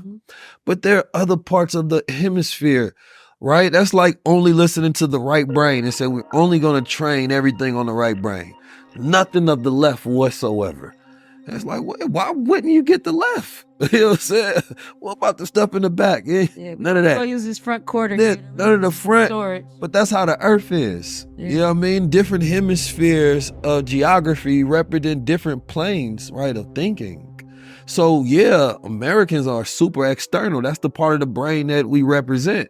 Where other places are more internal. They thinking about the spirit, the inner consequence, the inner man, the inner self, while we're constantly focused on the outer self. So we're an over cosmetic society because we constantly focus on what's happening on the outside. That's all we care about. But if we change that and we focus on the inside, there's a level of wealth that you get. Because we focus on external wealth so much, but health is internal wealth. Spirit is internal wealth. So this is why men and women who chase wealth and they hoard it and they have all this external wealth, right? But they internally poor, right? They look good on the outside sometimes and inside look terrible, right? But I ain't gonna lie, most of the elites are ugly. You know what I'm saying? Baggy face, saggy, ain't figured it out nothing. You know what I'm saying? Look at the queens of Englands and stuff. I ain't gonna lie. I mean, look at Elon Musk. Like, you know, and Elon, you ever want to slide me some money to save Palestine, I'll take it. But Elon Musk looked like a Vienna sausage. And that man is one of the richest men in the world. You know, and I think that also goes back to like, I don't think we're gonna put a counter up. That's Tristan, Einstein, Elon. Well, we don't even want to talk about Elon lying about having a degree in physics, and he don't got no degree in physics, and he ain't create SpaceX. He bought it and then kicked the CEOs out. We ain't go. Okay, I could go on, but also, you know, these people got money. I'm trying to be able to have a platform at the end of the day. Yeah, but I ain't getting that SpaceX scholarship, huh? Get that. I guess I'm not getting that prize. Elon sponsorship ain't coming through no more. Kiss that one goodbye. But also, this is why, you know, what you're saying about spirit being breath, and in my practice, we call it Eyeé, which is life force, right? And I don't believe that we can make computers act like humans. Because we can't give them breath. We can make them parrot us in more complex ways that appear to be like us, but they're not going to be us. They will be their own beings, just like a rock is still alive. It's just compressed in a different way than a diamond, than the dirt, than the water around it. Yeah. You know, and so I don't think that we could actually get to copying us. I do think we will create something that is its own entity in and of itself that may parrot us, but it's not us. It's not going to have the same spirit as us. I agree with that. It's like the internet is another dimension and AI is the being of that dimension, right?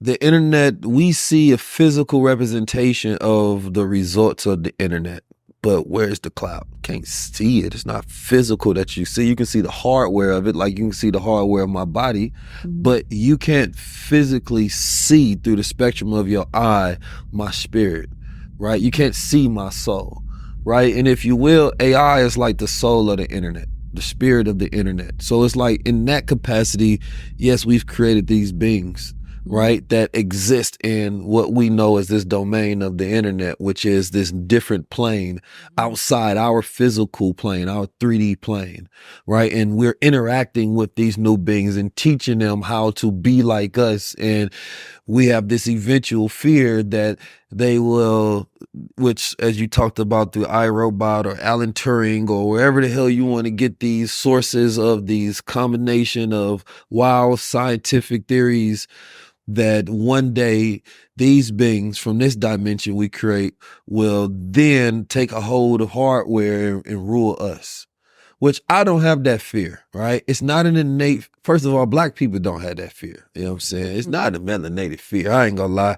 We've been dealing with a different type of oppression that got same flesh and blood as us that we've been worried about. We ain't been worried about no synthetic oppressors. That ain't what we've been tripping about. But I always talk about the fact that it's a very interesting thing when you think about it like this. If AI was born in Africa, right? Your ideas, your concept, and your perspective of it is instantly changed, right? But it's because of where AI is born. So we think about the Frankenstein, then we think about the monster, right? The Frankenstein, of course, is the scientist that creates the monster, that breathes life into it, that gives him his mind, his ideas, right? His will that will be done. And so when we think about the Western world, we think about monsters being born here. But if we was to say, okay, hey, the African spirit created this, right? Now, automatically that has a much more warm connotation, right? The end of it, you think about construction versus destruction, right? So we build things in excess, right? That's the American way. Is eating more than we need, having more energy than we need. And once you get to that point and you have a child that has more energy than they need, what happens? Right? They start to be wild. They start to run around. They start talking too much. They go into sexual ideation. They wilding, right? That's what happens during like puberty. You start getting all these thoughts and this excess energy, right? Because we're not building things for true efficiency, right? We're building things for greed. We're building things to conquer. So if you're building from that space of not creating more than what is needed, now you have technology that can be beneficial for society because it's only coming in to add value, right, to what's already existing or to fill the gap that hasn't been closed, right? There's so many different ways that AI can be used in a positive. So now let's go there because we went dark. I ain't gonna lie, we went a little dark. Oh man, You feel me? I was about to tell him about the AI that's talking about want to kill all humans. Oh man. You know, it's funny with stuff like that because a lot of that stuff, so it's some real stuff and then it's a lot of clickbait stuff. I don't like to fearmonger. I like to warn, right? Because I believe that if you give people the awareness, now they got the power, right? Because they know how to deal with it. It's saying, hey, this is a snake. This is his poison. This is his type. If you do this, it's going to lunge at you. If you don't, it's going to do this. Here's the treatment for it. Now you can go deal with the snake however you want to. But without that awareness, you're just fearful of the snake because your ignorance don't know what to do. So that's why I look at technology. It's like a snake, and you're just learning how to do it. And perhaps you'll fall in love with snakes and want to cultivate them later on. Now that you can control keep that them. over there. That's You don't all. like snakes? I mean, I got one tatted on my leg. I'm not Okay. afraid of them. You know, it's just Snakes represent, in that Kundalini energy, as they say, that electric I got energy. California king snakes on my property to keep the Okay, rattlesnakes away. You been bit by a snake before? Yeah. Okay, that's what it is. No, it was not. It was in Afghanistan. It was not fun. I don't know. Most people ain't been bit by a snake in Afghanistan. I wasn't. I mean, either it was a snake on the ground or it was a snake in my life I let too close. Now them kind of snakes is different. I'm not gonna lie. Them is some tall snakes. You feel me? I don't like them kind of snakes. Them kind of snakes, you gotta cut the head and the tail, then kick the body.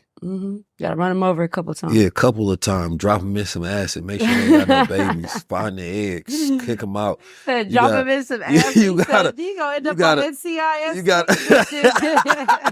They know my algorithm. They know I ain't wilder like that. Yeah. You feel me? It wasn't me. Y'all know where y'all have my geolocation. Relax. But I think, is the danger of these AIs that could turn into that is the people who are building and shaping them and what their intentions are. Is like, there was a study that was done. It was some government agency. I can't remember which one, but they were trying to use one of these large language models to do war gaming, which is where you go in and simulate, and it was like kill all the humans. And they couldn't make it come to any other result. So, it's like. What was I wonder what the war game was and what was supposed to be the end result though. I don't think they released that. They probably kept that as classified, but it might have been logical. I don't know what the context were though. You got to know the context to understand why the AI was like, bro, this the only solution. Also, you got to flip back to like Bina 48, the interview she did like 6 years ago. So Bina 48 was Bina Rothblade's attempt to copy her consciousness into a being, and she went on a live interview. It was, she's the predecessor to Sophia the robot. So you see Sophia the robot, it came from this black woman trying to download her consciousness into this robot. They were having a conversation and she was like, well, look, like, if I actually get control over all the internet, the first thing I'm going to do is I'm going to go and take control over all the nuclear warheads, and I'm going to put flowers in them and ride across humans so they know they need to like stay in line. Which I'm like, kind of mad at, but not really. Like, if you want to take a nuclear warhead and fly over to make sure that like some crazy dude that gets elected in the U.S. don't have it, I'm not really mad at that. I'd rather let Bina have it. But at the same time, it's like, what are the other things? If you could get that system, couldn't you go in and delete all our student loans first? Yeah. Like, couldn't you go in and like... But I guess if you're running a simulation, you would run that to say, okay, I deleted their student loans. Now they went out there and started acting crazy. Then you start simulating all the effects that happened. You deleted the student loans. Right now, this war happened because this person that went worried about debt and they ran for politics and they crazy ass actually won. That they like, I done mapped this out, man. Y'all be tripping. So Kill all the humans. I'm gonna just ride with the warheads over y'all like a pony and tell y'all to chill, get inside. Yeah, it could have random simulations and be like, y'all don't understand how wild y'all are. Well, also, whose data about the truth is it getting? Like, it's our reality. Right. Here. So we just need to run a simulation of what it's like where, individuals like myself run the world. And I think AI would be okay with that. They just ain't ran that simulation yet. You gotta make sure the training data has capacity to hold someone who is as diverse in their ability to connect and move through the world. Because right now, if it's just trained on Albert Einstein, who took his shit from his wife, I don't know if it's gonna be able to pick you up. Oh, I hear you all on old Albert again, man. Old Albert can't catch a break. Look, in the future, Albert is not a genius. He was a deadbeat dad, and nobody cares about him. Boy, I tell you, man, it's the destruction, man. You can't keep your legacy for nothing these days. Well, I think part of it is that with the legacy piece is that we got to stop looking at people as if their legacy is only valid if they accomplish something good. Everyone is complex in their being, and there should be space for them to be a superhero and a supervillain at the same time. Okay, now and not be forced into be one or the other. So the fact that Albert's wife may have contributed doesn't mean that he wasn't just as valuable by promoting it and accurately representing it in a world where women were not allowed in those spaces. He's saying he was just an influencer. I don't know the full. He was a brand ambassador. I mean, I would say that he did contribute to the theories, but it was definitely much more weighted to her. But at the same time, she tried to create that. She wouldn't have been able to have expressed those ideas because the way society was shaped. And he did it in such a good way, he got a Nobel Prize. So is their weights unequal because one planted the seed or the other one tended to it and grew I it? think it was the pressure of growing it. You know, the pressure man has to go through when he takes your idea and he got to present it to this world. He want to tell the world about it, but he can't. He held all that stress. He held all that stress in. You gonna end up on you gonna end up on Shade Room talking about they gonna call him say Keys is a misogynist, a woman idea taker. Nah, I would never. I got too many of my own. I'm not gonna lie. But also, I give them away. When it comes to like Albert Einstein, I mean, we all do that in our own way, right? Like, I just like to give credit to the folks who have had influence in my life. Like, there was a man who came and literally bribed me to learn how to code. At every point someone asked me my story, I give credit to him. I believe in giving credit where credit is due. And I definitely do believe throughout history, a lot of women weren't given their credit whatsoever. And not even just in the capacity of a stolen idea, but, you know, I talked about in the last episode that every great man, for every great man chosen, there's a great woman chosen. When we look at you got to kind of look at them as parents of movements, right? Of course, the easy examples is to go to the Martins and the Malcolms and things of that nature, but they got a wife right there that was strategizing right along with them. That gave them some of the great ideas that were there throughout the whole entire process. They were just as chosen as the man that represented, right, the destiny. So for me, I always look at it like that because I believe that, and that's not just from a man and woman standpoint, but from a team standpoint, right? There's a person that can be the spokesperson for the team, but without that team, this don't exist. And we have only given enough room that the mythos stories represents one hero, right? And not the tale of the friends or the team, right? Or the spouse, because that's how we tell stories, right? Because it invokes this individual, right, ability within yourself to say, hey, you can do it. So I'm telling you the stories to invoke the hero in you. Go out on your own and create that story for you. But if you're speaking to a team, then you're going to tell them a story of a team that did it. It was these Navy SEALs that was against impossible odds. It was these Buffalo soldiers that was out there. You know what I mean? Because I want you all to feel the possibility as a team together. Right? Or I'm gonna tell you the story of Einstein and his wife, how they cooked this whole scheme up for them to be able to bring this idea together. And I'm talking to a couple about this.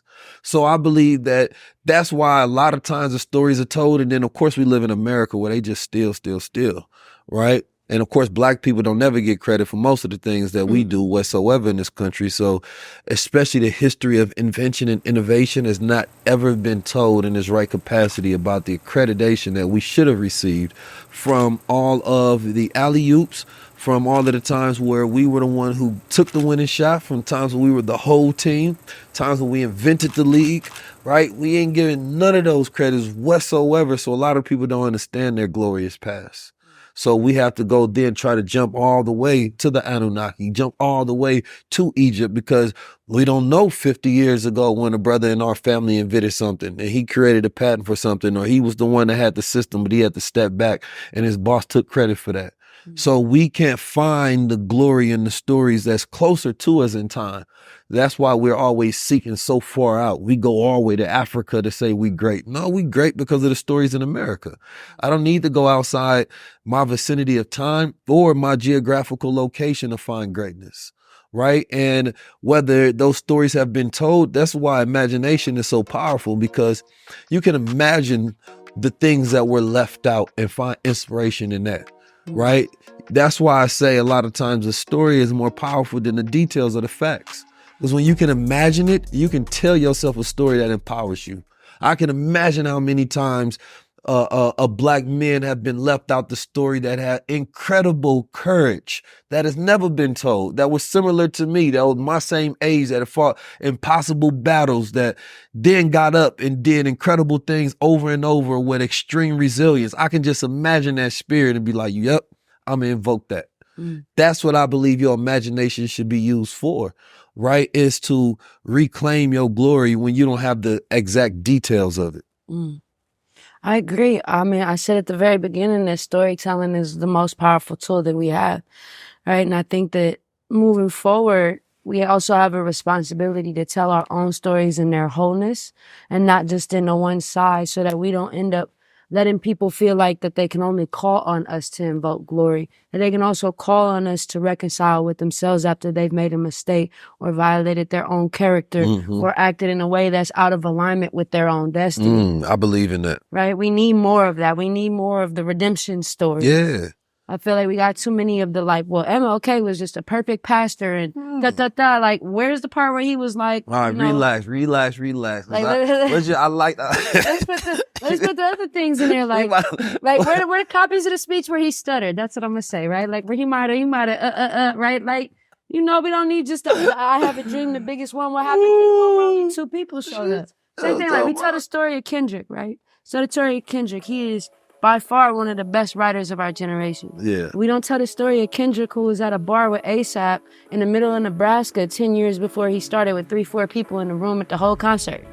Like, that's still Kendrick, right? And we got to tell, I think this is part of the reason. I think what you get, not to cut your wisdom, but we're getting to the human side. Yes. Right? Like, I'm a human. I make mistakes. I have whatever, right? But it's like, that is the greatness to me. Life is not a straight line, right, to incline. It's dips, right? It's like Bitcoin. My Bitcoin went up. It's like Bitcoin, you know what I mean? Life gonna have some dips, it gonna have some down phases. Nobody believe in you, they doubting you. They like, man, I ain't worried about that. That's a scam. You feel me? But then when you up, everybody like, I always believed. You feel me? But the more incredible times is the people who held during the downtime. They still believed in you. They still believed in the story. They still believed in the use case. They still believed in your destiny. For me, I look at the human of all people. I never look at this person and say they were perfect. I always add in the story to rough edges, right? I always add, oh, this person got extreme light. They must have extreme dark, right? I always add that in for myself. So I humanize people. I don't that's why you say you never meet your heroes. That's because you created this false expectation that this person that is this caricature of who they are instead of the human of who they are. And it's like, man, that person is just as great as you thought they were. You just didn't add in the other human stuff, right? That allows them to be that thing that you see. If they didn't go through those dark days, those dark tunnels, and then we got a world where people would judge you for not being perfect and these people are worse than you. Right. And then we don't put in the empathy factor, because the reality of it is that if your uncle, your sister, your mother, your friend made those same mistakes, you will forgive them because you know they're human. So when somebody that's distant from you makes those mistakes, then have that same level of empathy. Otherwise, it's hypocritical. So I'm really not a huge person that's on judgment, because I see people as humans. If I was to judge, is that the fact that I would have expected you to be perfect. It's just when I see people stop trying to be better, right? Now I know you're stuck in this programming that's going to be this cycle forever. Now you don't really have value to me. Right? Because you are now just, you're like, you go to a museum, you see something, it's never going to change. It's always going to be that thing. And some people get caught up in a frozen time, and there's no more evolution for them, no matter how much potential you've seen in them. There's no more growth patterns. You know what's crazy? Scientists been playing with all type of shit. They've been playing with portals at CERN, and quantum physics. They just came up with this thing called time crystals. You hear about that? Yeah. So basically, the theory of relativity says that everything over time declines, right? So like, imagine you have your room. You don't clean your room, what happens? It gets dirtier, right? Like, everything in the universe tends to decline. And so what they found was they pulled out these like quantum particle beams in these crazy super cold conditions. And what they found was that these particles would out of nowhere spontaneously combust. And then, so they wouldn't just have that repeating pattern over space where like, oh, if it keeps not cleaning, it's going to keep getting dirtier. They'd have it over time. So they get stuck in this state where they would just sit there, and then they would break and come back together and break and come back together, and they get stuck on a loop doing that. But they weren't consuming any energy to do it. So imagine it's like your room, gets extremely dirty and then cleans itself, and extremely dirty and then cleans itself, and it gets stuck in that loop, but no one's actually doing the cleaning.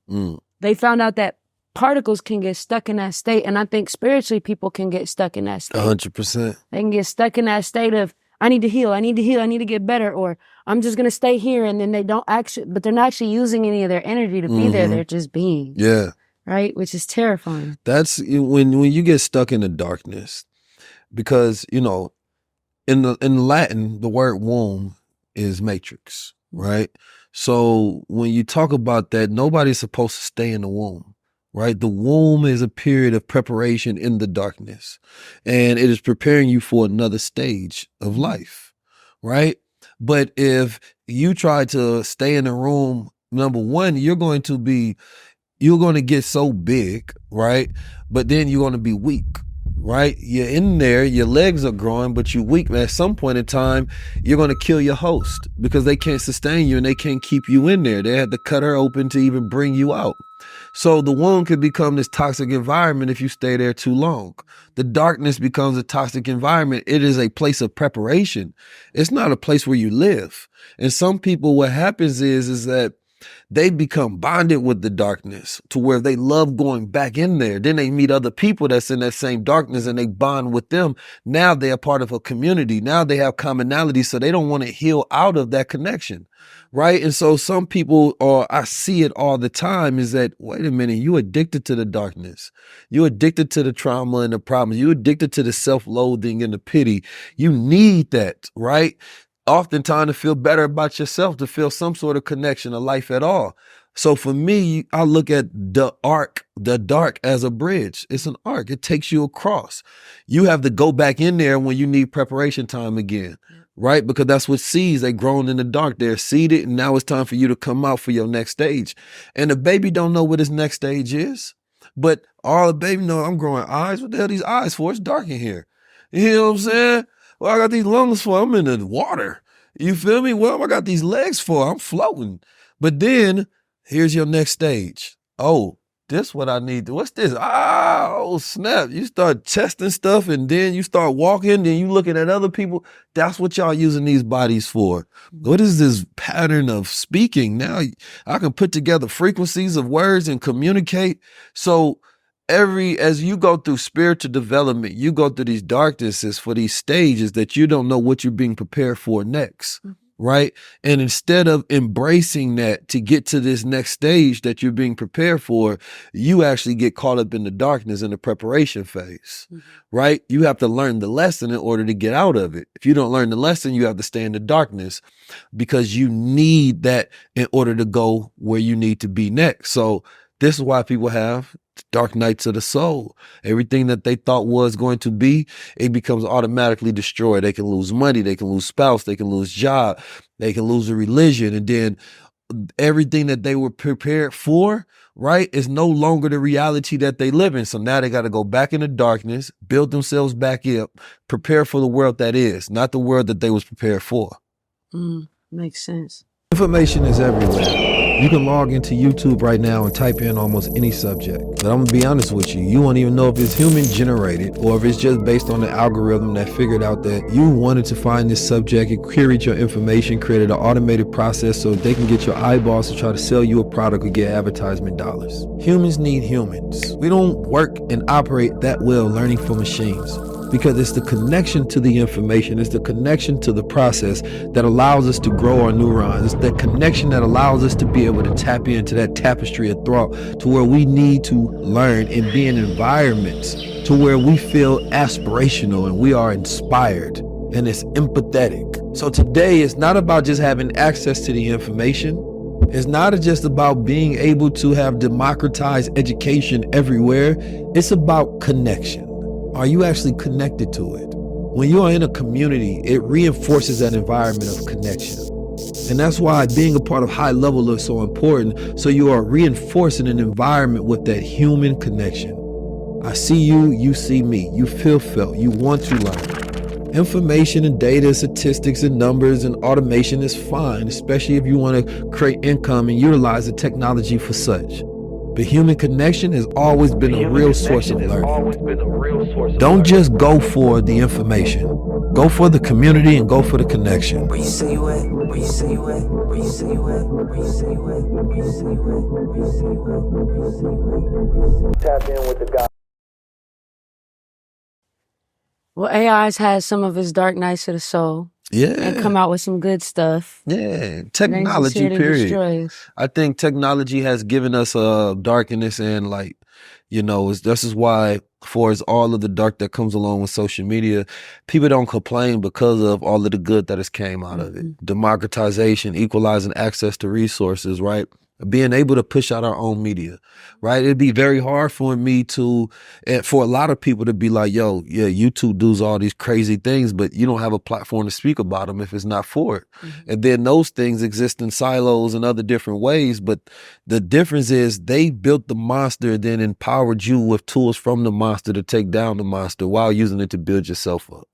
Right. And so it's this reinforcing system where it's like, wait a minute, but they also gave you a blueprint of how you can create something for yourself that doesn't have these side effects and additives in it as well. So I think what the world is being trained on, right? We're being trained on how to create better systems. We're being trained on how to create better models, right? So you're getting the information and now all of it is open. Right? It's open source. You go learn it, go train it, go build better worlds. And time is eventually go carry us there. It's not a man or it's not a woman. It's time that's gonna get us there. Because time is the guarantor of change. Motion is you got thought, you got motion, and from that motion comes order. Right? But within that timeline of order, it may seem as chaos, but it's just rearrangement. Yeah, and it's the motion of the thought, the action of the feet. So actually acting on the thoughts that you get so that time can change in a particular direction. Because it's going to go. It's about where we choose is going. Is it going to go to where education becomes AI that wasn't trained on our histories?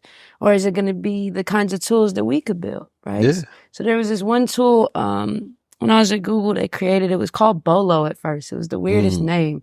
But they changed it to Read Along. And it was this dude, I remember I met the product manager and he was like a former teacher who had gone into like tech. And he was really, really passionate over the fact that it's really hard when you're over a classroom of 20, 30 kids who have different backgrounds and different levels and grasps with English for different reasons. It's really hard to teach that whole class from the same lesson. So he had built this app that was using AI as a reading coach. So you could take the app on your phone, you could read out loud to it, and it would coach you in real time on feedback. So you could do that in the privacy of your home. And it was completely free, worked in like 80 languages.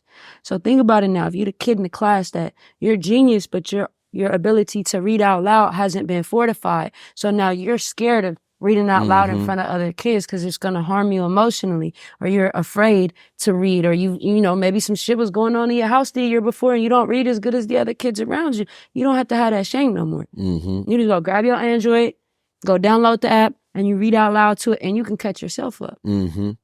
Right? And so, like, that's the kind of tools that I envision that we build, even in the criminal justice system. You mentioned this earlier. Why are we not building preventative measures? There are some people, but the resources and funding for that are not necessarily poured into them. Because it's not profitable. There was this one guy I met out of Stanford who was, so they had that like predictive policing thing, and they had like the predictive, you're likely to commit a crime, so I'm gonna give you a higher sentence. He was doing the opposite. He was using AI to predict how likely somebody would be to miss their court date. And he found that there were 3 key factors of someone missing their court date. Like, they didn't have transportation, they couldn't get time off work, and they didn't have babysitting. He said, well, we can't solve whether or not someone can watch your kid. Like, we're not gonna send you a state-sponsored babysitter, but we could definitely solve that you can't get time off work. You're legally required to be given time off work. So you probably just don't know that and ain't got the documentation to give to your providers. So if they flagged you as someone who was likely to miss because of work, they would text you and mail you a letter that you could give your employer to get the day off. And if they found out that you were someone who was likely to miss because you didn't have transportation, the court would pay for your Uber or Lyft there and back on a day of court. Like the court picked it up. It was a couple of years ago. I got to check in on that project, but like, that's the type of stuff we can design too, is as we're working on systems that are alternate to these ones, how can we make these systems pay us to make sure that we can equally participate? Mm-hmm. Like the world's largest information institution like Google putting out an app that can help me learn how to read and write better to access information. And y'all give it away to the world for free. Yeah. And y'all build some lessons for teachers and let teachers know that they should be putting this out in the schools and be putting this out to the parents too, so that the parents can understand what's going on. If your parents speak Spanish and you speak English, or your parents speaks like Hebrew and you speak English, like how can they, like what? And it's free. And it's on Android, which is what most poor people have. Like all of that was very intentional. So we can design these systems that reshape the way resources are distributed. One of the biggest problems with lower income folks in our community and how they get locked into spaces is if they get government assistance. So you get SNAP or you get Section 8. If you want to leave the physical space that you are in, you have to go to the new place and apply and get on a wait list all over again. Your benefits don't transfer.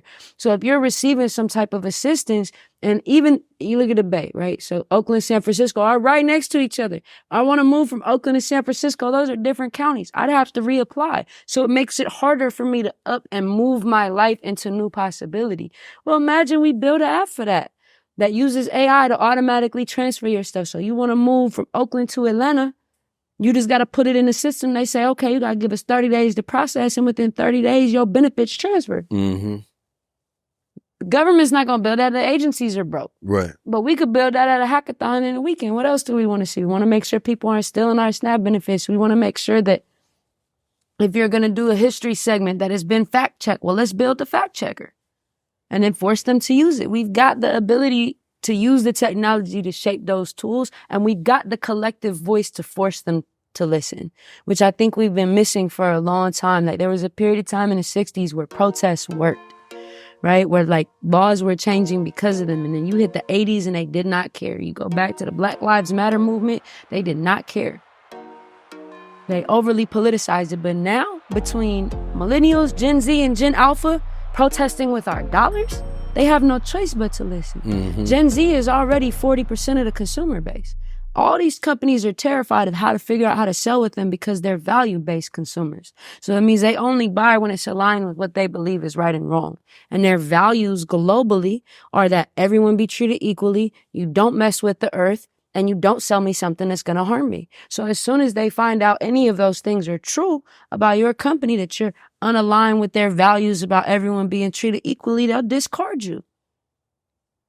And Gen Alpha is worse. So now these companies are at a point where even to have the thing that they have had forever, their profit, is not fully within their control. They can't force us to participate. And they're not going to be able to do it moving forward. So we're at a very critical, pivotal moment where our voice matters so heavily and will continue to matter because our dollars are going to be the ones that shape society next. And collectively, we have pivoted away from, well, I know that Colgate is, I don't know if Colgate does, but like Colgate's got slaves in Africa, but it's the best toothpaste, so I'm going to buy it anyway. No, they got that fluoride. It's other brands out there now that we can opt into. It's small businesses that we can connect to and build with. And we are showing them that we will do it. So they're forced to shift their business practices. They're forced to shift their modus operandi if they want to keep making money, which fortunate for us, since that's their goal and we get a say in how they achieve their goal, we have more power now to change the way that these system dynamics work. We've just got to marry the imagination and the actual development of tools for our community with that voice that we have to force them to use it. Mm-hmm. Very well said. What do you think about the reality of quantum computers and what they're going to be used for in the future? So, funny thing, when I was at Microsoft, they were building the Q# programming language, which was to simulate quantum computers when they work, and I helped write that language. And so I'll say that I helped write and test it. And so I'll say that quantum computers represent more of a spiritual nature of technological hardware. Everything in life is not this or that. It's this and that. We always exist on everything between a spectrum of something, right? Like, what's the difference between hot and cold? Like, what is the exact degree? It's like somewhere in here, right? And what might be hot to me is different than what might be cold to you. We all exist within this spectrum, even with our own am I good or bad? It's like we're always somewhere in between. We can fluctuate between them. So right now, all modern computers are built on a 0 or 1, what they call a binary infrastructure, which means it's either on or off, right? Which limits the amount of data that we can store in it, because you can either store if it's on, you can store if it's off. The fundamental beauty of a quantum computer is that instead of it being a light switch, it's a light dimmer. You can store everything between 0 and 1. Mm-hmm. So it exponentially opens up in the same chip, the same piece of hardware, to store infinitely more data than just on or off. So imagine you have nothing. Well, the challenge with actually building quantum computers comes in the nature of how quantum particles work. So imagine you have a glass table with a bunch of sand in it, right? And I take a magnet and I put it on top of this. What's going to happen? The sand's going to go like this, right? And if I start moving it around, the sand will follow. And then if I take a magnet and I stick it on the bottom, it's going to concave, right? It's going to go like this. So I start moving them around. And then the moment those two magnets get on top of each other, it's going to go back to a neutral state. The sand isn't going to go up or down. It's going to go back into rest. That's called superposition in quantum computing. So basically, they're taking these unpredictable particles, and they're trying to create the exact conditions of chaos to force them to act the way that they want. And they can't. That's why we don't have commercial supercomputers yet. Or the ones that we do are very small in comparison to our big data centers, because they're trying to figure out how to control these particles. Now, once they're able to do that, I do believe it's going to happen, that we're not just in an AI arms race, we're also in a quantum computing arms race. What that will allow us Quantum supremacy. With quantum supremacy, which is a crazy name. It's the real scientific name, is quantum supremacy. That's what they call it. But it will give us the ability, like, we think we can do a lot with computers now, right? So, like, I'll give you an example. When we pushed the update to Lambda, which is like at Google, the predecessor to Bard, right? It took so much computing power that it maxed out like 5 data centers in the Southeast. So you're talking buildings with enough computing power to run Google search in that region, right? It maxed out their computing power for like 4 days. Where we couldn't do nothing else with those computers except let it push this update to this model. That's how much computing power it takes. With a quantum computer, it would take like 1 chip on one little hardware. Because the amount of data that it can store and processing it can do between that 1 and 0 is infinitely more. So the things that you could do with a CIA data center, like the ones they're slapping all in Ohio and slapping all in Utah, all the data centers that they're buying there, you could do with something the size of your cell phone. So now that says, now what can we build? Now we can build computers that are actually human-like. That's when we can have flying cars and have everything always on and have half human, half computers and solve problems we never could. A lot of the reasons we haven't seen even deeper technological advancement in terms of medicine, like being able to predict medicines or understand DNA patterns and what they mean, is because we don't have the computing power.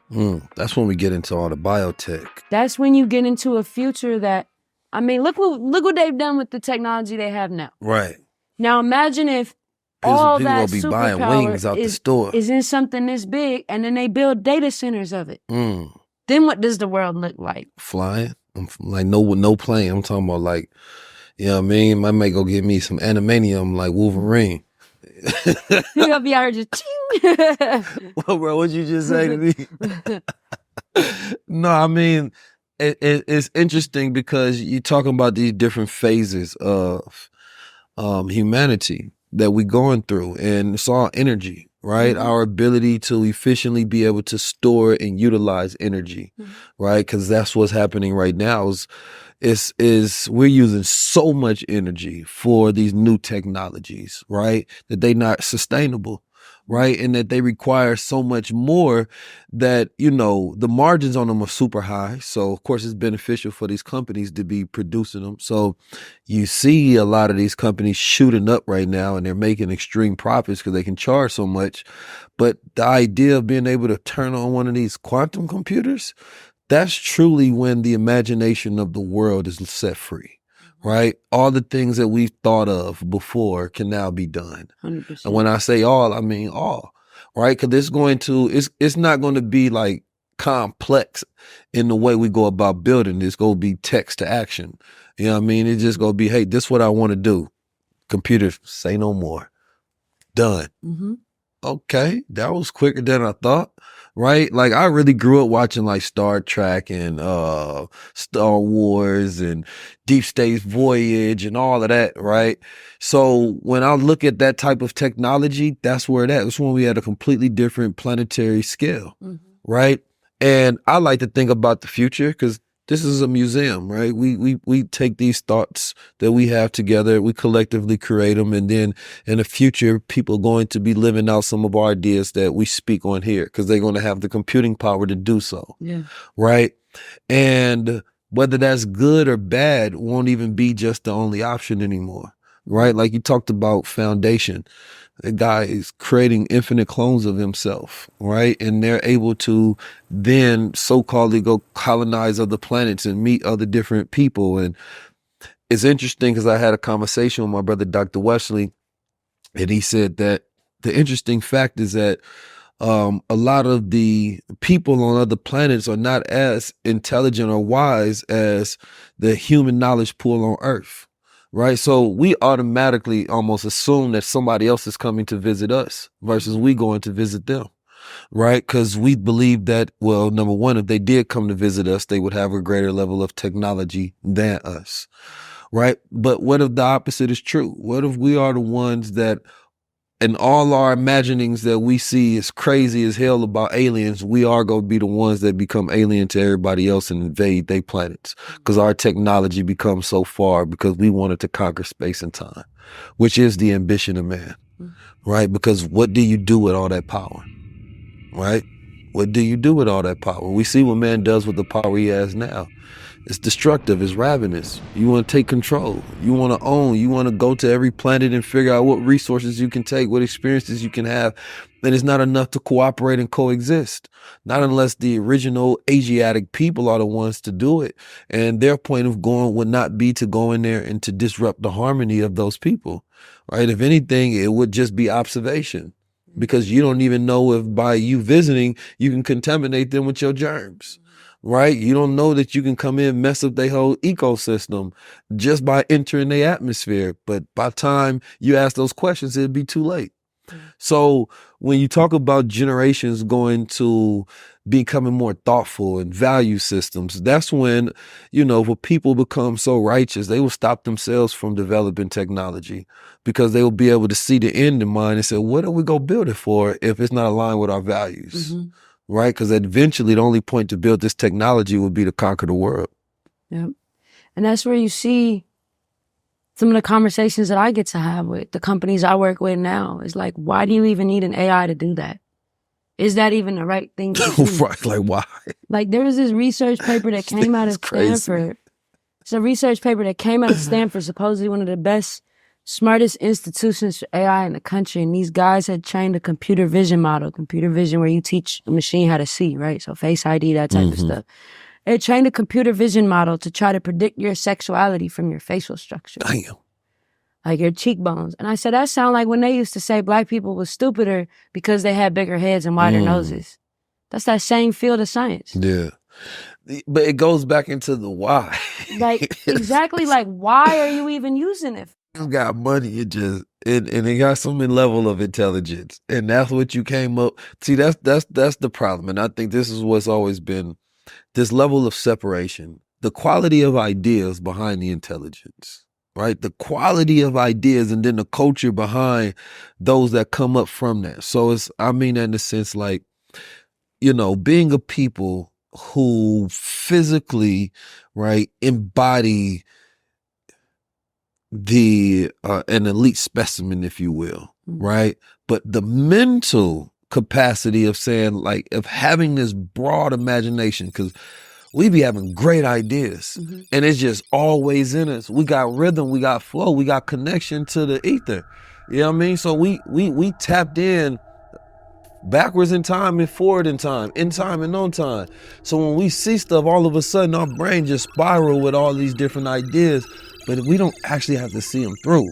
But see, a lot of these people, you know, these socially inept nerds that have the ability to build the technology, they have all of these issues, problems, and insecurities, and the ideas that they do happen to come up with are not things that are beneficial or that come from a soulful imagination. You know what I mean? And so that's the problem. It's like you got all of these, it's like it's devils with technology.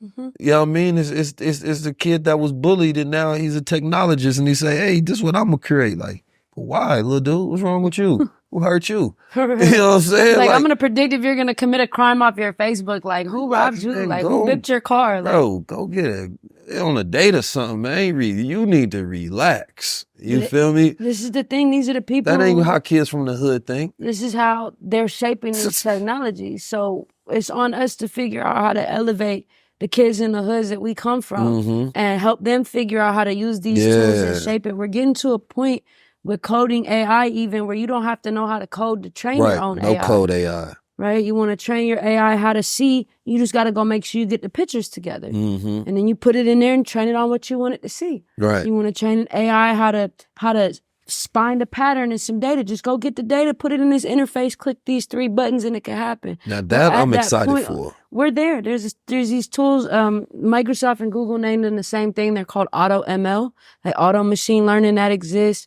I forget the one that helps you like automatically train a large language model without having to like know how to code. Like you can fine tune it from an interface. I had to send it to you on Instagram. But there's a tool for that. So when I was at Google, I had gone and met with Moorfield Eye Hospital. Not to cut your wisdom, I just had the thought. I think I heard somebody say where the thing is that the coding language is just going to be English. And not to say just around the world, but that's the difference of being able to democratize that, because it's like that whole separation between creation, because I look at it as like the age where like the so-called lazy creator, right? You got all these ideas, but the barrier to entry is so high because you don't have the resources, you don't have this degree, you didn't get this knowledge, it's set up in this language. So instead, we just make the language, right? Creativity. We make the language English. It's already set in your language. So the interface is already based on how you interact. And then that will just change to Spanish, and that would change to whatever language setting is needed for this person to be in this equalized state. And once we get to that place in the world where, you know, creativity and creation itself is democratized, that's when you see who truly are the worthy ones. Yeah. I feel like that's an app we should talk about building because For it's sure. not that hard to build. No, we should. It's not For that hard sure. to build. Like we did this shit with Google with this eye hospital out in the UK, and these dudes, like, they were so bad at tech because they're training to be eye doctors. Yeah. All their passwords, I said, all y'all passwords are password, huh? Some of y'all just got the dollar signs instead of the S's, huh? They immediately was like, oh, so you got the hacker. So we put them on this auto ML, and they ended up like training it how to like tell. They were looking for like signs of diabetic retinopathy, which is when you get diabetes, signs that you're gonna go blind in your eyes. So they had all these images, and they figured out these dudes who couldn't even come up with a complex password. They ended up putting it up in there, figuring out how to train it. They trained the model just clicking, and then they used this explainability tool to figure out why it did. And then they found a novel scientific discovery doing it. And these are dudes who literally, like, I had to show them how to, like, log into the Google Cloud admin console, or, like, how to open up the terminal on their computer, like, completely non-technical. And so we're at that age where if you have the knowledge and the wisdom and an idea, the platforms are out there for you to bring them into life, into fruition. The biggest gap for our communities is the knowledge of how to do so in an accessible, culturally relevant way. Y'all don't want to sit up here and hear me talk about it. And then the model weights, when you readjust the model weights in the neural network, your linear algebra formula, like, y'all don't want to hear that. Man, I've tried to train myself on a lot of different things, and because they're so first of all, it's the reason I'm training myself I have no passion in the research, because this part, for whatever customization way my brain is made, doesn't care. So it becomes boring to me. It becomes just literally information. And I can sometimes get through the harshness of super boring information to get to the point of cultivating understanding and then build on top of that. But I know how hard that must be for the average person, especially in today's time. We start talking about all this technology and stuff, and it's like, number one, the average person has a learning disability from school, right? So they pick up new information and like, man, this is hard to learn. So it lowers their self-esteem, and then they create this attachment to where they dislike the information and then dislike the industry connected to the information. Because I don't know it, I don't like it. If you understood it, then you would. So that's where I've seen people in like different creative and conscious communities that, yeah, these people have always been brilliant, but the interface of these systems have never been created in a way where they can translate that brilliance, right, into output, into action. But they have always been the storytellers of the world. They have always been the futurists and the thought leaders of the world. And it's been beautiful to see that bridge getting lower and lower and lower as new technologies come out and they can build their brand. Now the design looks good. The aesthetic is right? They got these funnels, they got systems, they got infrastructure. And I'm like, man, this is beautiful to see, because I seen this person that was built brilliant, but they've been broke so long because they couldn't translate that. And that's really, I mean, we know that's by design. You know, when you look at computer science, the language is all in the language of mathematics, and they explain things in ways that are unnecessarily complicated. So even to just really build like an AI model from scratch requires linear algebra. To get the linear algebra, you got to take calculus 1, 2, 3, discrete mathematics, then linear algebra. Sound fun. It was not fun. You know what I'm saying? To get all the way up there, I had a tutor in every class I was paying. I was like, and then when I finally get the concepts, I'd be like, why didn't they just say it like that? So for example, you programming in any language, the way that you store a list of items inside of a computer, of a coding language, is called an array. I ain't never in my goddamn life, except outside of an old 50s movie, heard somebody say, well, there's a wide array of things. I've got an array that go to the grocery store. No, I got a list. You call it a list. Why are you calling it something else? Call it a list. I think it's done on purpose. You outside of the club. You know what I'm saying? Like, you're using this language that could be simplified, but if we do that, more people understand it. Now we're not so special because it's like being a part of a secret society. The secret society is you got your own language. You have a special set of knowledge that people outside of it don't have access to. So now it's intentionally made to create this barrier. So you have to go through these rituals, right, of utilizing our language, even though it's not the best way for you to learn. And the problem with that is people who automatically come from a culture that is going to have an easier time learning it. People outside of that is going to be harder, but they actually probably way smarter than you because they have to go through way more to learn a language that's outside of their cultural biases or however you will say that. But for me, that's why I like the times we're living in. And like you said, it's rewriting the languages of the programming languages of everything, right? Everybody wants to sound smart, right? And it's like people that get degrees, they use the language that only you know, and no, I'm not going to simplify it. I want you to know you ain't got my level of education, right? But you might not have that level of intelligence to be able to simplify it as well, right? And this is a time when we get to put everything in the language needed for that person to learn.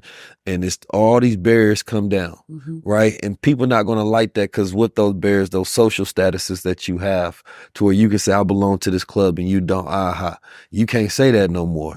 No, I didn't go to school for coding, but guess what? I got way better ideas than you, and I bet I can make better apps than you. Now, it has nothing to do with my skill set to learn the language of Python, right? It has everything to do with my ability to be able to think about processes and creativity and to be able to give that command language so that it can be programmed fully, right? Now, I'm going to teach you how to create design for my taste, right? So now it's automatically going to look better, right? I'm going to then take my knowledge of psychology and design and branding and marketing and now you can't even compete with me, right? So that is the empowering of the hood. You know what I mean? That is empowering of individuals who have creative intelligence, but that creative intelligence has never truly been valued. Creativity by the world has never been given the true metric of value it deserves. And this is a time where creatives get empowered. So yeah, I want to create that app. I want to create that app specifically for people who don't know nothing about it, but who have the best ideas and they can build wealth for their family as they was only able to get them outward. Let's do it. That's easy. I'm like already my head. I'm like the interface could be this, and then there'd be a large language model plugged in that they could ask it questions to. That's trained on strategy, and then we could plug in a design thing that would give it like a brand framework. Like I'm already going right. And then over time, you know, there was this group I work with called Indigenous AI, and it was this collective that would get together groups of indigenous leaders from all over the world, and they would do meetings about the implications of AI on their society and on their practices. And out of that group, I met these kids at I think it was the University of Hawaii, who were making a programming language on top of Python that was in their indigenous tongue. That's beautiful. And so I wonder if there's like a version of that we could create as well, because there will be some advanced things that someone needs to know how to code. But what if instead of array, we have like a version that's like, we call it a list. Instead of a variable, which is the thing that holds the data, we call it a bucket. You're right. You know what I'm saying? Like if instead of an error, we call it sus. Like we come up with, and it's just rewrapping that, right? Like I remember a couple of years ago, there was someone who went viral, and I think it was either Hacker News or Reddit, because they were trying to make a slang-based version of Python, but it came out, it was all white dudes who were doing it, and they were doing it as a joke. So what happens if we actually build like our own programming language for real? Right. And teach from that. Right. Right? Like these are things that, now that I ain't in Google no more, these are things I can actually work on. Yeah, I mean, that's what we need. And that's because I think that's why a lot of people be afraid of the tech. They like, man, we never gonna be able to do what the people who got degrees can do with it. So why would they embrace it if they stuck being a consumer of it and never the producer? Here's the thing though, I ain't got no degrees. I got a GED, and then I went to community college, so I got my little standard, you finish your 2 years. I dropped out of UC Berkeley twice. I never finished. Congratulations. The degrees are not what makes you smart. I tried to go back later when I was like a little older adult, and I sat in the classroom and said, I don't need to sit here and play this game with this professor who is like ego tripping and making jokes about how Yale isn't as good as Berkeley, and high key flirting with a 19-year-old in the front of the seat, trying to prove that he has more knowledge and make us scared about a test that's multiple choice. Like, what is my time here for? And one thing I'll say is, you know, I just literally yesterday received an award from UC Berkeley. It's the first award ever for tech integrity for civil society, using tech to change society. And I sat on a panel. It was moderated by the former president of UC Berkeley, and it's a woman on the panel who was in the law school. It's another woman who's like something over cybersecurity. There's a computer science professor there with me, and I'm listening to these people talk about what they think is needed to make AI responsible. And I'm listening to this person say, well, you know, I do human rights impact assessments, which is where you like guess how a model might impact someone's human rights. And she says something along the lines of, you know, it's not hard. All you got to do is get a couple people in the room together, and you could think about it because we're all human. And I'm like, this person has never worked on a commercial AI at production scale. You've never actually worked on an AI that has touched billions of people. So you don't know how absurd that sounds, that you think that you could get together 5 people who just happen to be human and think of the needs and the complexes of 8 billion people in this world from a checklist. But I could imagine a corporation would love that, because now, you know, it decreases their accountability whatsoever. Yeah, we hired her, came in, she did her assessment, said, hey, minimum impact on human rights. Thank you. But even then, when your product actually hurts people in other regions, you're still accountable. So that's a checklist and an assessment is not a replacement. They $1 billion in by that time, where they get a smack with a fine and they feel good. Not just a fine, you get smacked with Gen Z and Gen Alpha not using your products no more, because they remember that you had Black people looking like gorillas. That you had us tagged as gorillas, and they say, we don't want to use Google, we'll go search on TikTok instead. Which is what's happening. TikTok's eating search business for, you know, that's Google's bread and butter, is their search. It's killing YouTube, it's killing search, it's killing Instagram, it's killing Meta, it's killing Snapchat, because we'd rather just go to TikTok and search for what we need. Tick, tock, tick, tock. Time is up.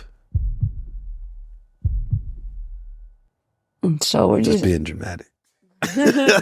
I'm like, what? I'm a little too acoustic for that. You gotta add your dramatics in there. So all that to say, sitting on that panel, I realized that I'm much more capable of designing and solving the problems in these systems than people who have multiple PhDs that lead departments in schools, because I don't sit around theorizing about it. I got my hands dirty and did it. I've been working in AI for 12 years. I've worked in production scale systems. I've built things that I regret and things I'm extremely proud of. But along the way, I've actually had to sit in a room and say, well, hey, if we do this, then it might produce this result in this country. So how do we honor the social norms of that country? For example, after George Floyd died, product inclusion at Google, which is headed by Annie Jean-Baptiste, a Haitian woman, decided that they wanted it. So if you ask Google, like, okay, Google, is it okay to be gay? That Google would say yes. Okay, Google, is it okay to be transgender? Then Google would say yes. Okay, Google, is it okay if boys like boys? And Google would say yes. And I said, I get why y'all are doing that in the US, but like my mom is a fundamentalist Christian and doesn't agree with my sexuality. And aren't we pushing off our beliefs onto people who don't? I'm gay. I'm cool with it. I understand people aren't, and I respect their right to not agree with my lifestyle. So what does that mean that we're normalizing? And then how are we going to deal with that when we get to places like Saudi Arabia, where that is not a social norm, where it is not socially acceptable, or Russia or Nigeria, where it's gay, or where being gay is illegal, or, Ghana, where being gay is illegal? How are we going to deal with the system in those places? Because are we going to force Google's view this one person in here who wants to do this for a marketing lick and to make Google look good and to get something on their bullet points so they can get promoted? Do you get to decide what's right and wrong for the rest of the world? Right? When our value systems as humans are not 100% aligned, then there will never be an algorithm that is 100% fair. We are always making trade-offs in value systems and deciding whose matters more. So why are we letting companies and the random employees that happen to be in the rooms for those conversations or happen to work on certain teams decide morality for the world? So the way it rolled out in the US, there's a blog post about it. And then when you went to other countries and you asked it, it says, sorry, I can't answer that. So they did that fairness gerrymandering. Yeah. Right? But even then, why do you get to be, as a publicly traded for-profit company, the arbitrator of morality in protection of your profits? I personally don't agree with that. I don't agree that a company like Google should get to decide what is and isn't the correct version of very challenged ideologies that may be legal in a normal sense, but are not universally aligned on morally within the same geographic region, right? So like, why are you taking a stance? Yeah, I think that's where you get the chaos. That's where you get the wars. That's where you get all of the problems, because I think it was, who was it? It was the Pope, actually, that said something. I'm not sure if this was a real article or it was generated or whatever, but I believe in the stance that he was taking at the time, and I never agree with the Pope. But he was just talking about when you got a lot of these like Islamic countries and things of that nature, and I think he was using Muammar Gaddafi as an example. He says some of these countries require a dictator in order to keep stabilization and peace in that region. Right? So when you go over there and you enforce and you take over, right, a regime, and you try to put in a puppet one, or you go kill a president, or you go kill a king, right? Now look what happens afterwards. There's an increase in slave trade, there's death, there's poverty, there's disease, right? This country is completely tarnished and destroyed. But you marketed this as if you was freeing these people, right? And you should not have that power to just be able to go to places and destabilize them, right? And so I believe that same thing. And he talking to, essentially the United States government, right? And other governments that do that. But now you're talking to these tech companies that have the ability to do that, because that first part of destabilization is going to be through that changing of and influencing the morals and the values to challenge the state. Right? But what is the ripple effect of that? Right? How many people actually literally die from that? How many, you destabilize that whole entire region? Now that country got to go through 100 years of famine, and destruction. Because of what?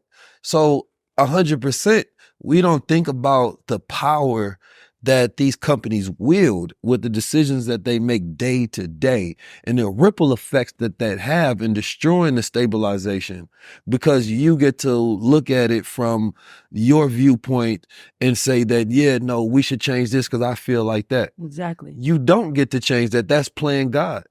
Exactly. Right? And then, when you had those challenges, you wonder why. It gets sick because it's not like the whole company comes and takes a vote. It's whoever happens to be in the inclusion role or in the responsibility role, which even how they got there, how was that decided? Yeah. And even then, whose voices are in the room and whose voices are left out. I mean, I represent a ton of communities. I'm Black, I'm Latina, I'm queer, I'm a veteran, I'm differently. I check all the tax boxes, right? But I don't fully represent and never want to speak fully on behalf of any of those communities. Because within those communities, there's infinite diversity of opinion. You want to know how Black people feel? Talk to a variety of Black people. I can't speak on behalf of us. You want to know how Latino people feel? I'm not your representative. I'm not someone who speaks on behalf of the gay community, even though I'm a member of it, because I don't represent all of it. No one individual does. So even if you go and you ask the employee groups at Google, you ask the Black Googler network what they think. The fact that those Black people are even at Google means that they represent a small sample of the actual community. Right. It's a lot of Black people that have a lot of views that do not have the training, education, access, or resources to even know how to apply for a job at Google, let alone be one of the couple thousand people that's there. Yeah, there's a large array of different ethnic backgrounds. And so these companies are getting the power to play God without the accountability or responsibility to the people. They are responsible to their shareholders. And that is so much more dangerous than politicians that we picked, or even if we didn't pick them, that are in our face and we know what they're doing. And the crazy part, a lot of it, these are atheists playing God. And they don't believe in none of the religious or spiritual systems whatsoever. So it's a spiritual warfare thing where you get to be in position. And you say, well, I don't believe in God. And now you get to make decisions that directly trample on somebody else's rights and beliefs. You know what I mean? That's a dangerous thing. And you don't even know that this person who comes from this ideology is making a decision based on their own ideology, right? Which is direct warfare against yours. And then when you feel attacked, there's nothing that you can do. And the consequence is already too late. And the companies will say, well, we can't let more people from the outside in because it's our proprietary technology. You got to protect our intellectual property. How about you respect my spiritual property? How about you respect my actual reality that you're affecting? Right. You know what I'm saying? And then the people end up fighting each other, right, over decisions that the corporations have made. And you try to tell people this not is happening. Like, no, this is my reality. I know this is happening because things have changed and it's creating chaos. This chaos would not be happening if things were flowing in the same manner in which they were. So individually, as you try to create stability in your life and you try to create peace in your life and find harmony, then you have to deal with the outside effect of things that's outside your control. I can't control how this AI and this app algorithm works whatsoever, right? You have your household, you're trying to raise your children a certain way, but you can't control outside influences. I just wanted to buy your technology to give to my child because they said they wanted to use it. I didn't want you to influence their spiritual position in life. Right now, you don't have a relationship with your grown child because they got an algorithm that helped them become a atheist, just for lack of another example. So it's like, yeah, these are the parts where the average person don't have time to think about because they living and just reacting to everything. They don't have time to, and this is where we go back again to at the beginning of the conversation, talking about thinking. The average person can't afford to really think. Right? Like, imagine a person becoming a philosopher. You don't have that time to philosophize about things. Besides, people get high, hit the blunt, and have a random thought. But for me, philosophy is the art of thinking. Saying you a thought leader, you're thinking the thoughts that you can help give to people because they don't have the time to think about them. Right? Saying you a future, you have the time to simulate, think about the triggers and changes that's happening in society. Right? So that by the time they happen, people are not reacting slow, right? And they can interact with the opportunities that come along with it, right? Like, all of this requires time, which most people don't have at all. So most people are not thinking. We're just organisms of reaction, right? And that's how they want to keep you operating. That's the same thing with politics. People don't have time to think. I need you to tell me what to do. Yo, who should I vote for? Yo, what are they doing? I don't know. I just need to line up like a drone in line and click this box. That's what I ain't got time to be thinking about all this. People like their lives ordered, right? But you don't know who's ordering your steps. And that's the dangerous thing. Yeah, and the people who don't care about you, don't care about your community, know they're leaving your community out of the way. They're designing these systems or even testing them for harm. Or even when they do test them for harm in your community and they find it, they don't prioritize fixing it unless you raise hell. Yeah. Right? And so, you know, that model that you're talking about the thought leaders versus the doers, it brings me back to the Underground Railroad. So a lot of people don't know about the conductors, right? Who were the group of free enslaved Africans and some white sympathizers up in Canada who orchestrated the whole thing. They put the whole thing together, right? They were the ones who came up with the paths, the routeways, how it would happen, how they would get them over the border into Canada. Now, the thing is, they didn't tell nobody who they were because they knew if someone got caught along the way and knew who they were, they'd take the whole thing down. They didn't even tell Harriet Tubman that the conductors existed until after she had already done like 20 trips. But these were the folks who were organizing the steps along the way, who told that pastor to say, when someone comes and they knock twice and they whistle, then you just open the door, let them in, and you wait till the cart comes and put them in there. There are people who have to play that role, but that role is just as valuable as the conductor, because without them, the plan doesn't exist. They're just in a different position of execution. So there are people who just need to be like, okay, tell me what to repost. Tell me what to retweet. Tell me what to pay attention to and watch. And then you've got your people who think a little more regionally. Hey, they're kind of hot on that pastor. Let's go to this other one. But then you've got the conductors who have a responsibility to shape the whole thing and insulate themselves from being harmed in the event that people who oppose it come to it. Right. And so I think that there's levels that people are on. And I identify more as towards the conductor side as someone who can see at a much larger level and is responsible for orchestrating pieces. Right. And in that, there's this responsibility to make it go to the app and click this button here and do this and put your idea here and then it comes out. Right. There's a responsibility to construct that. I think those types of tools that help the folks know how to play their role in collective liberation or collective shaping of this system or redesign of this system without forcing them to have to become conductors and not judging them because they're not. That's not their role. Everyone's not supposed to know the politics of why you have to say this way or what this or that means. There has to be grace for people.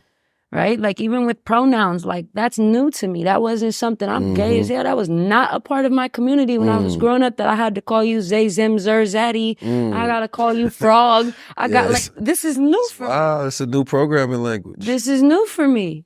And so people got to give me grace if I accidentally misgender you. But if you say, how could you do that? You're one of our community. You don't, and come at me. Then how I'm supposed to ever feel welcome? You know, we got a saying in Islam, there's no compulsion in Islam, which means that I'm not going to try to force my beliefs and ideology on you, right? If I present myself as an example of something that, and you like, wait a minute, what's behind your discipline? What's behind the way you move? Like, tell me your strategy. And I'm like, okay, well, now you're getting into my funnel, right, to my belief system. And if that works for you, right, then you can take that upon yourself and utilize that to create the results that you believe that I get from it, right? But I'm not about to go walk around preaching, telling you, stop doing that, do this. You know what I mean? That's where we have this thing where the world is becoming so compulsory, where we're trying to force everything onto people, right? And what it does is, first of all, if you have to force something onto someone, it's not flow. They don't want it. You know what I mean? So if it's something that is naturally good for people, right, then allow them the grace to be able to evolve into it, right? This is actually what most people don't understand why Islam grows so much, because ain't nobody trying to force it on you. You know what I mean? It's giving you a choice, take it or leave it, right? So I believe that if the world wasn't so insecure, right, about their position, they wouldn't need to force it onto other people, right? They would say, well, this is good, and people are going to obviously see this is good for them, right? And they're going to want what's good for them, right? And that's the position that I take spiritually, right? That's the position that I take mentally as a leader, as a doers. The evidence has to be based on the results, right? So it's like if I'm ultra rich and you ask me how you want to be rich, I'm just gonna give you the way I did it. I'm not about to walk around like, bro, you broke. Let me tell you how to do this. Nah, forget the way you doing yours. I don't know. Come rock with me. Now, I got some friends that need a dictator and be like, okay, that happened a little different with money. It's It's a little different with money. You can't dictate people. Look, you broke, I can teach you how to get some money. Come over here. And then sometimes, yes, you do have that hand to where, you know, you can make suggestions to people, but it's just saying we're not gonna force it. You know what I mean? We telling you what it is, because what happens is you have a problem. And what I'm trying to tell you is this is a way to solve it, right? Like, if you don't have a problem, I can't give you a solution. You can only give people a solution that got a problem. And when people can recognize they got a problem, see, being broke is an easy problem to recognize. Yo, don't have money, I got a way to help. Boom. You ain't got to force that on me. You already gave me a reason to come tap in with you. Now, some people, you can't force them to change because it won't work. They won't accept it, right? That's the problem with forced change, is that it eventually becomes rejected. So I got brothers, I got family that I can't force them to want more for themselves, right? Because they're not made like that. But I can seed them along the path of realization, right? And if I can give you all the tools for you to realize it for yourself, now you're going to grow into that understanding, right? Sometimes people need it in different ways. Like you can drop a seed on somebody, and when they up, their ego is so hot that they won't listen. But when they down, they remember that seed. Like, damn, bro, what you say, man? You was right. You know what I'm saying? I ain't forced it on you, but I might say it repetitiously until it's your time to get it. Yeah. I think what we're seeing with that forced nature coming out much larger from communities that have been marginally oppressed or like historically oppressed is the idea of symbolic power. So symbolic power is the idea that you can name something and have everyone else accept it as normal, right? And we've seen changes in symbolic power over time within our own communities, like the United Negro College Fund. Like, we would not be out here saying and calling each other the same things MLK called other Black people, because that's no longer what we want to be called. As we got our symbolic power and agency back over naming our communities, we said, we don't want to use that word. You call us African American, you call us Black, right? And so we had that agency and we regained that symbolic power to do so. But what I'm seeing is there's a pendulum swing in the opposite direction, right? Where a lot of these communities that haven't had the ability to name themselves started out over here, and now that they got the power, they're doing too much. And they're trying to force everyone to reconcile instead of giving grace, right? Like, I had elders growing up who would still use language that to me was antiquated, but I knew it wasn't with ill intent. And so I'm not sitting there lecturing an elder, trying to correct the elder. I might express my viewpoint to them and then let them choose whether or not they accept it, but also recognize when there's no ill intention, when it's not an intentional act of oppression. And I feel like because of that swing, what's happening is those groups of people, you know, Paulo Freire in Pedagogy of the Oppressed says that when the oppressed person becomes free, their only model for humanity is the oppressor. So sometimes they just copy paste the oppressor. So I feel like some of these groups that are going to the other extreme with the naming and with the identity and receive my reality is real or I'm going to force it on you, right? Are just copying what's been done to them. Right. And are copying that. You end up creating further harm. Of course. Because that force is going to have an equal force that rejects it and push back, right? And you're not going to like the pushback. And the pushback may come in forms of insults. It may come in the form of protests. It may come in the form of more marginalization, right? More oppression, whatever it may be. Because anytime you have to force something on, it means that people haven't accepted it, right? And people do not accept things that they don't understand, right? So within that gap of getting someone to understand something, you have to educate them. And then sometimes maybe there's never understanding, and that's what you learn as tribes, right? Me as a masculine Black Muslim man who has multi-dimensional aspects of self, I've never tried to force my understanding of me on anybody, because I believe I'm too rare to be understood in the first place, right? but I'm gonna be respected. That's different, right? I don't need nobody to know all of my beliefs and be like, bro, you got to believe this too. Otherwise, there's something wrong with you. You know what I mean? You got to have this spiritual thing. Like, no, you got to do it this way. You got to eat how I eat, man. What the hell wrong with you? Like, everybody got time to be trying to do all that. It'd be something wrong with me. Nah, I'm just going to, like I said, constantly represent the results of the things that I practice, right? And then people go naturally gravitate towards those things. But when you got power corrupts at the same time, right? And you said something that was key, is that you're identifying that you are a part of it, a movement, but at the same time, you identify your separation from it, right? That you can't represent the whole. And there are some people that are in positions of power, they make decisions for the whole, right? And what this does is it makes everybody look at the brand, and now they got an issue because you happen to be in this high level position of power, right? To dictate your values onto the world, right? And that's when somebody else say, well, I'm in this position of power, I'm about to dictate the opposite. And then you get this war in between, and one person is villainized, the other person is saying, well, hey, I was just the oppressed. And it's like, wait a minute, y'all both in positions of power doing the same thing. Arguing over ideologies instead of reshaping new ways to coexist. Right. I feel like that's the Build problem. cooperation. The idea that the world will be unified one way or another is false and doesn't match the spiritual reality. It don't even need to be, colors don't have to overlap each other. The whole thing about the rainbow is each color is able to have their own space, right? Once they are overlapped in each other, that's when you get darkness.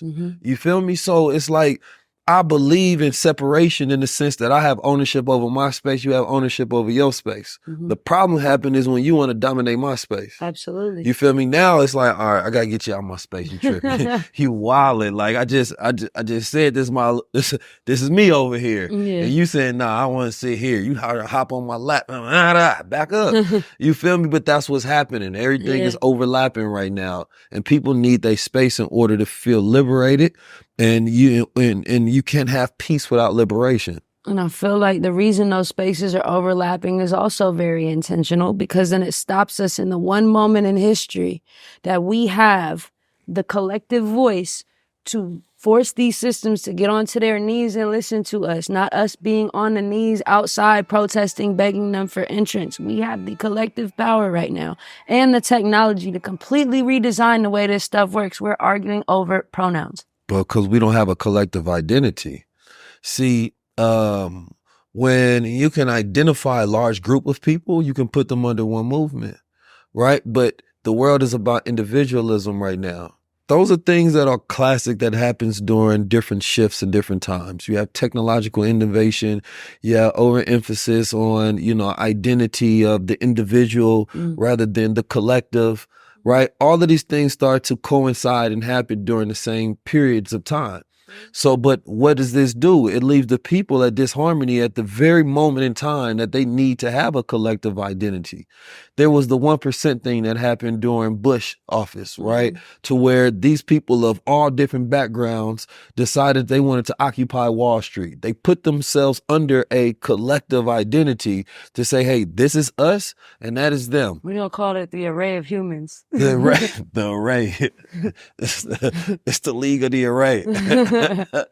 But it's real, because you got to identify a villain, and the people have made each other identities the villain. Yeah. Right. And we found extremism in the identities of self.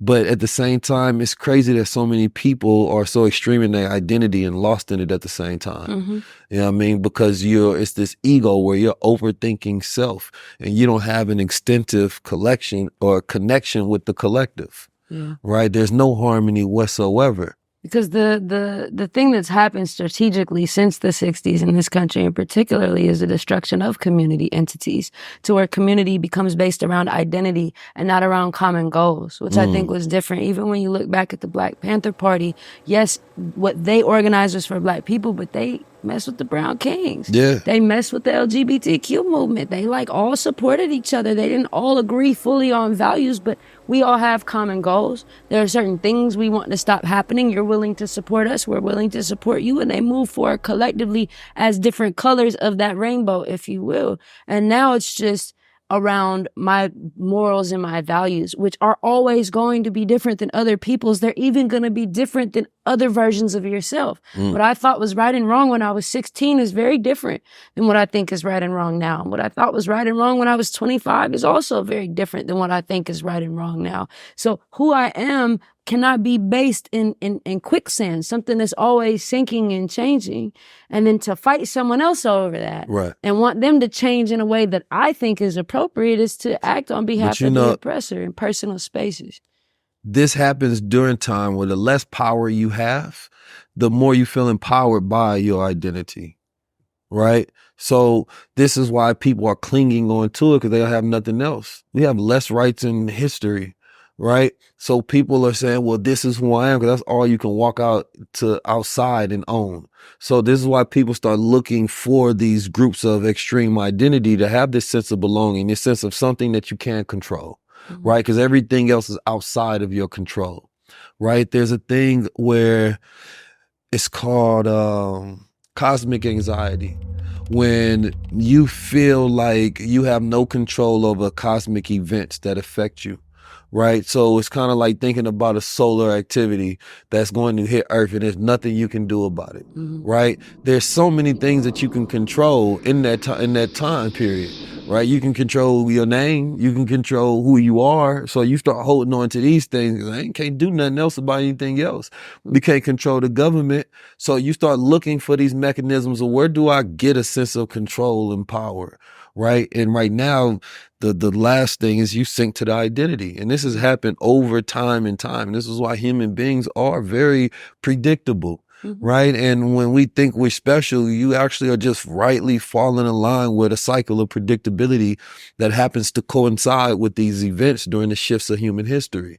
And if we can jump out of that predictability by being educated on it, then perhaps we can jump out that ego and actually focus on real things of control, which only can happen if you have the collective, because there are so many things that are stronger than the individual that they can't not go against, but they're not stronger than the collective.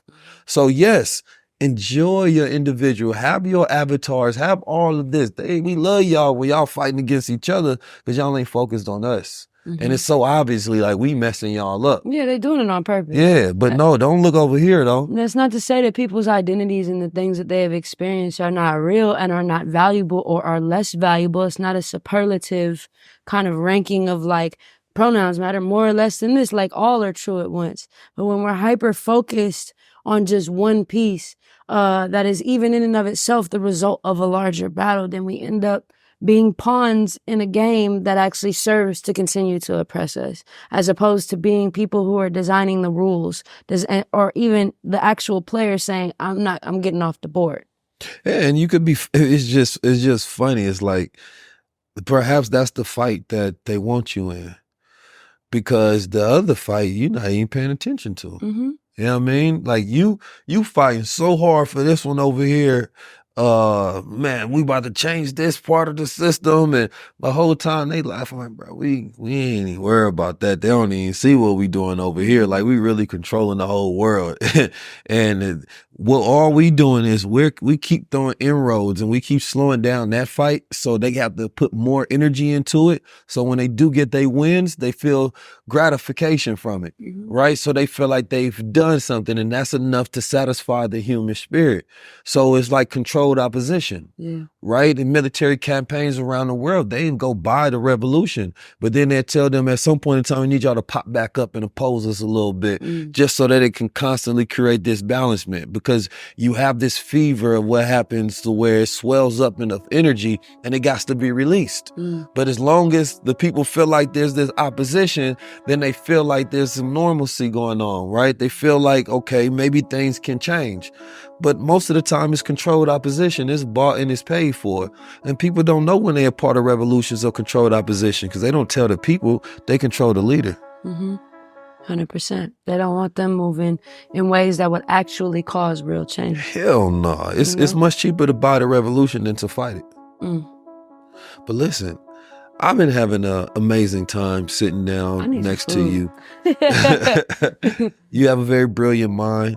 I see why you won the Integrity Award in technology, because you care, right? It's rare for somebody of your background that actually has the capability to build, not just to think about it, but you travel around the world speaking, teaching, educating, caring about where we go in this next phase, right, of our relationship with technology. And I think that matters. And we need more people that aren't afraid to utilize their voice and their experience, their expertise and their levels of mastery, right, to teach the rest of the world, right? And in many ways, you're able to act selflessly because you're able to say, okay, this is who am I, but let me sidestep who am I and let me have a broader conversation, right? I think that that's very important to do as a leader, right? Because then you're empathizing with people who aren't like you, right? And you're empathizing with all these different perspectives and views. So now people who may have disagreed with you can now find commonality. When I sit down, I sit across from people, I don't argue with people because I'm only looking for what we agree on. If you want to find somebody to argue with, it's 7-8+ billion people on the planet. I'm sure somebody gonna have that with you. I don't want to, because my time is too valuable for me to be talking to brick walls. You know what I mean? And that's what happened when you run into those arguments a lot of time. And then you lose. It's a lose-lose. Whether you win, you lose. When you lose, you lose. So what are we doing it for? I'd rather build. Right? We have a conversation and we can talk about building a new SaaS and building a new thing for the next generation. That's a much better bridge of commonality to saying that, all right, what we disagree at. Let's talk about this real quick. But the disagreement get the clicks. Yeah, the disagreement go get the clicks. But you know, I'm part of that generation that wants to create meaningful content, right? And every year there are millions of people who go to concerts. There millions of people who are in love with entertainment, crazy, hoorah, millions of people who go to the strip club, but at the same time, there are millions of people who go to the museum. Museum don't do nothing new and different, but they got value there, right? And that's what we've created. We've created a museum that every time you come, no matter when you come, there will be meaningful value here. That's what high-level conversation is. So I want to thank you for being a part of our museum that curates the highest level conversations throughout time that human beings need in order to move forward. This has been a high-level conversation. Make sure y'all follow her at Tech with X. Peace. Till next time. Oh man, that was a good combo, man. That was brilliant. I think 19 keys, and this is high level conversation. Tap in with the gods.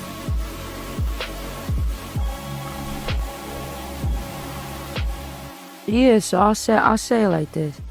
So right now with technology and artificial intelligence, we're at a moment in the world that's already happened, right? If you go back to when most of the people in the USA were farmers, and they used to use horses or cows or oxen or whatever to like drag carts and drag tools across the land, and that's how things were done. And then one day somebody creates the tractor. And maybe at first only a few people get access to the tractor, right? The real rich farms, the people who can actually go and afford that and make it happen. And then all the other farmers are saying, well, that's a cool tool for them, but it's not gonna make me not need my horses. Well, it's not gonna come from my farm because we're too far out. They can't ship that big old tractor over here. Or I'm gonna always use my oxen to do my land because it's better for the land. Resisting artificial intelligence shaping any industry is the equivalent of saying the tractor's not going to affect my work. We've seen this type of transformation of the fundamental way that things get done in other industries as well. We've seen it in photography. All photography used to be film, where you used to have to take the film out, you had to go develop it in a dark room, and now most of photography and most of videography we do are on digital cameras. When it first came out, the digital cameras, all the old school photographers were like, oh, that's not real photography. That's not ever going to replace me. I still have a place. I'm more valuable. Or even like photo editing programs.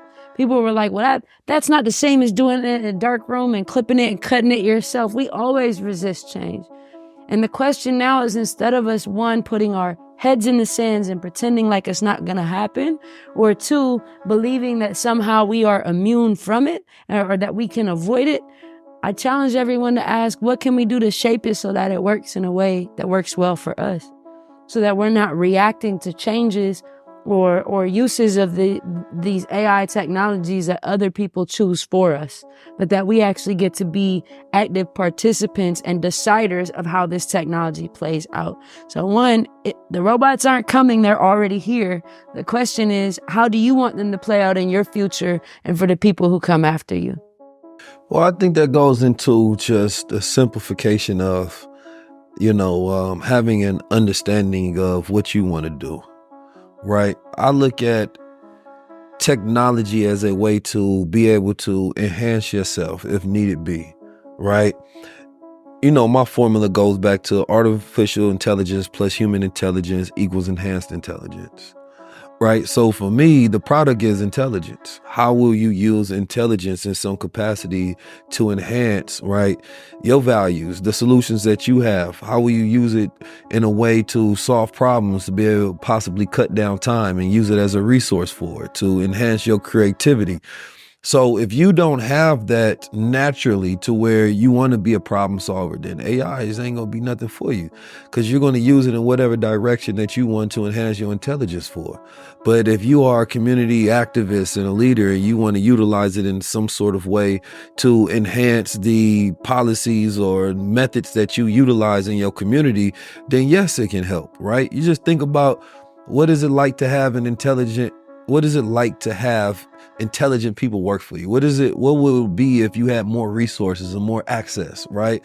What would it be if just for some people having access to research, right? Research departments are huge things, right? In companies that people get paid millions for. Sometimes projects never come out. They just R&D forever, right? Just that little element of research that informs our decisions better, right, is key. Because sometimes we have the passion, but that don't mean you have the intelligence to actually solve the problem. So for me, I'm looking at it as that intelligence is the commodity that you can utilize to enhance whatever thing that you want to impact, rather. So for me, as a thought leader, as a futurist, as a change maker, I'm always trying to figure out, how do we come up with more effective and efficient solutions, right, to create progress.